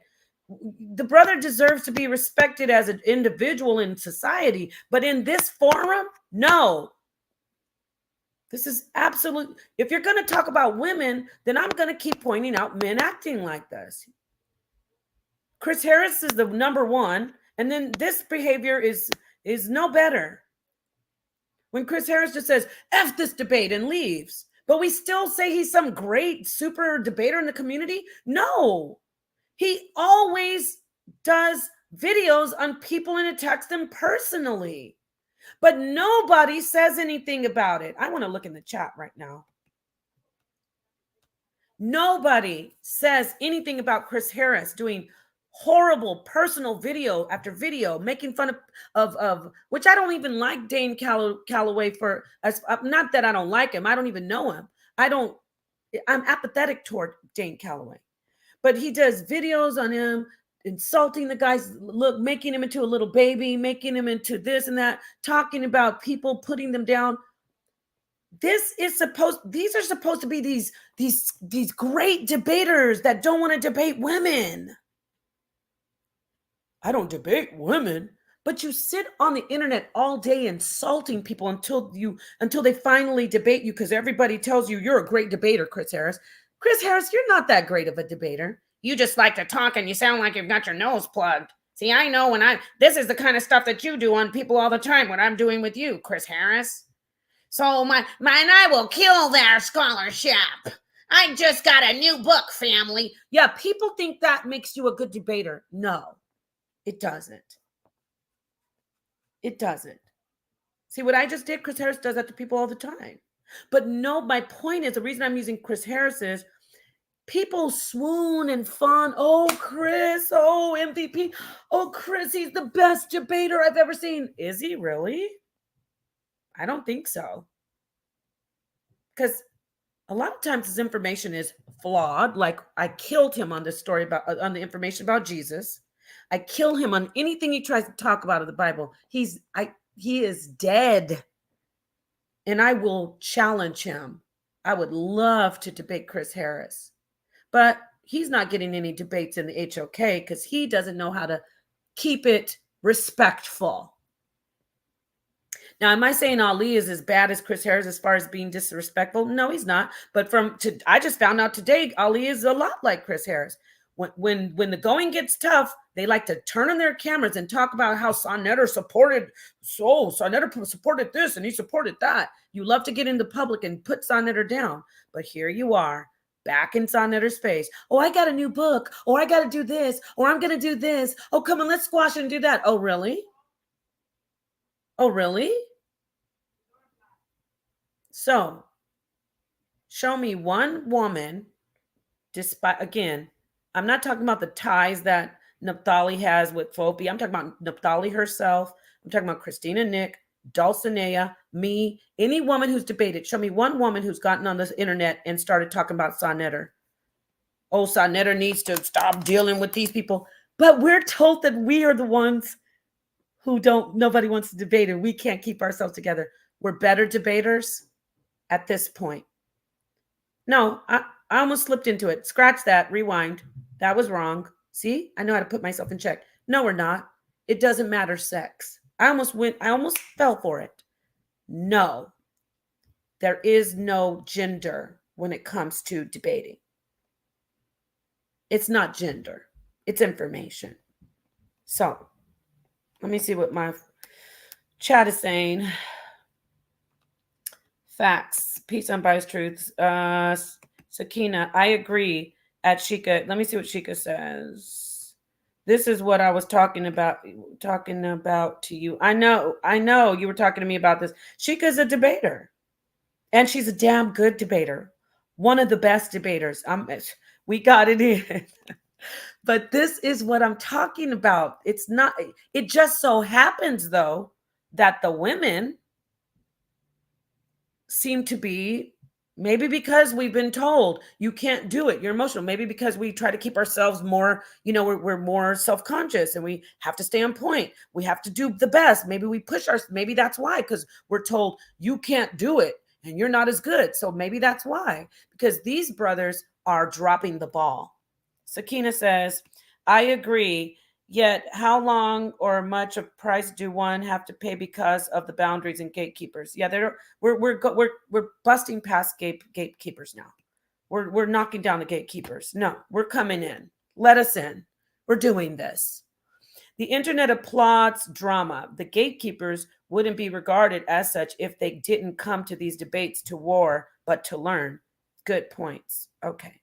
Yes. So, I almost slipped into it, but no, there is no women are better than men. However, our behavior is showing that we're worthy. Isn't it interesting that as women, not just in debates, but in everything in society, we have to overshoot and overachieve to be able to sit alongside? Oh my God, I'm getting goosebumps and I'm getting a little choked up. That goes for Black people as well. So what does that say? Something going on with society. When you're the one that's scrutinized, discriminated against, labeled as a problem, when you're a part of that group, you have to overachieve, overshoot, just to be able to be seen as equal. I'm going to mute out for a second. Just let that marinate.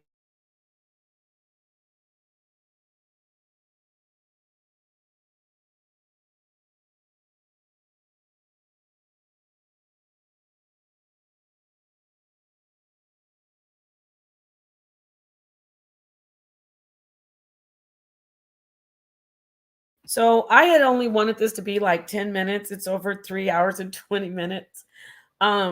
I know Sonetta is going to be going live, so that's why we have to coordinate it to where I'm not live while he's live. But yeah, I got a little emotional too, but because, you know, at the end of the day, I can have hope that this brother will sit back and say, okay, let me analyze this. I have hope that there will be women. I'm going to say this for our women out there, especially Sheikah. She is a very, very honorable feminist. She does not split any hairs about that. I think she still is a feminist. And she speaks about why she stands for feminism. I need to bring you on and interview you, Sheikah, by the way. But let me say this, okay? For the women out there, please do us a favor. Even if you don't like me, think of yourself. Please don't rally behind this type of male behavior. Please don't rally behind this type of behavior and support it. And say, it's not you, brother, it's her. You never treat me like this, brother. Pat, pat, pat on my head. No. Don't do it. Don't do it, please. If you don't like me, fine. If you believe that he doesn't do this to you because you're such a wonderful person, fine. But it's clear that he has a position that he thinks, oh, you're a woman, or oh, you're Sonnetta's wife, so I don't want to debate you. That's an excuse. That's his position that he's on. Talk about false premise. It's really because I can beat you in the information. Thank you, James Davis. Thank you so much. And I did go long, and I'll try to do more lives. Thank you. I appreciate you immensely. Thank you, Sakina. And we still have to do your build. I'm going to do it. Oh, he's live now? Oh, thank you. All right. So I'm going to have to close out, but let me just wrap this up a little bit. He just contacted me and he said, go ahead, go in, but I'm just going to let you see the last of this. Ali, you funny, man. Come on, man. Pay attention, bro. She sat there and listened to you. Look at you now. You got to look how he's acting. Does this look like leadership behavior? When Sonetta told him pay attention, he acted like we caught him on camera off guard, like he was cooking, barbecuing or something, or in the lab. And oh, you're here? You know how those kids shows when you like, let's go meet Mr. Dr. So-and-so in his lab. Oh, hey kids. Hi, how are you? That's what it reminds me of. Like how he acted like he was shocked when Sonetta said pay attention, as if why does he have to tell him to pay attention? And secondly, I don't need his attention. I needed him to have some composure for the build. He was bringing the quality of the build down. Now watch how he acts. This is ridiculous. And nobody needs him to stare at me. He was out of pocket.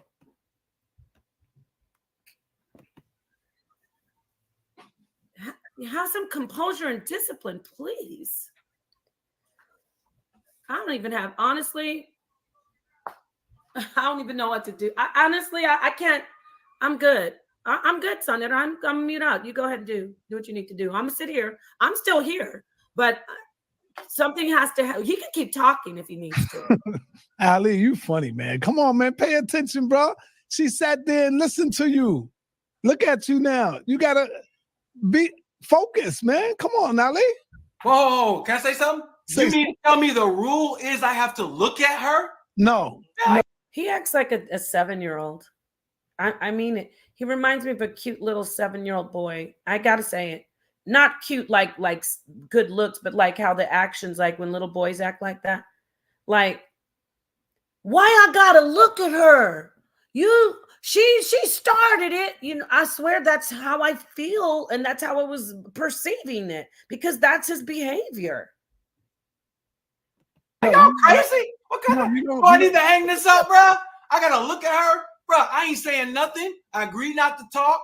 I'm in here gathering books. I got a whole wall. You didn't gather one book. You're full of cap and narc juice. Yeah, brother, do your thing. Go ahead, Napah. And I feel for Sonnetter how he has to kick glove this guy. Because at the end of the day, yes, we did want to do the debate. But no, Sonnetter's the king of this. He doesn't have to kick glove this guy anymore. I feel disgusted. Wow, this is embarrassing. When I look at it on the playback, it's just embarrassing. I can't grab books. I don't need to say anything else. I don't. I want him to, I swear to God, I just want him to keep talking. Let him talk. I ain't saying, you know what? He's very, I didn't know you were this immature. Go ahead, finish talking. You're scared. But you are very scared. I know that. Girl, you're playing an emotional game on a grown man. I told you his ego he's frail. His male ego he feels like I'm trying to eat his male ego alive. No, bro, I don't mean to say bro. Brother, it's you. It's in your head. It's a schema that you've acquired or that you built that has nothing to do with me. And my observation was that he's immature. He's already said things that were insulting. Okay? My observation is that you're immature. And that was it. That killed him. Watch what he does. I don't play games with no little girls. He called me a little girl, but he still leaves. Watch. You said that you don't want to run nobody. Come on, come on. See, now he done ran away. Oh my God. Sorry. All right, family. I'm gonna stop sharing. With that said, peace and love. I love you so much. Hey, I didn't give you, I didn't email you my new number. Peace and love, family. Listen, it's love. We have love for him. We want him to prosper, but we don't want him to prosper as wrapping the minds up. No, you have some work to do. You're not going to teach people that false things about health. That's the number one thing. No. And you're definitely not going to make it as if it's women who you can't debate because we're women and we're wives of the king of this. So you basically, nobody should debate me because Sonnetter's my husband and I'm his wife. I don't think so. All right. With that said, much love. Sakina. I love you, Sakina. I love everybody. You know I love you. Let's go over to the HOK and look at the stream. But yeah, I needed to do this because no, he did not get attacked. He called it an emotional game because he's feeling emotional. That's right. Sheikah, I got to give you my telephone number. So Latoya, Sheikah, and Sakina, we need to schedule your build. All right. I love y'all. I love all my mods, and the brothers in here, you are worthy of the position of leadership. Remember, Sheikah, I'm still on that male leadership. I believe wholeheartedly in it, but that does not mean that the woman is not God.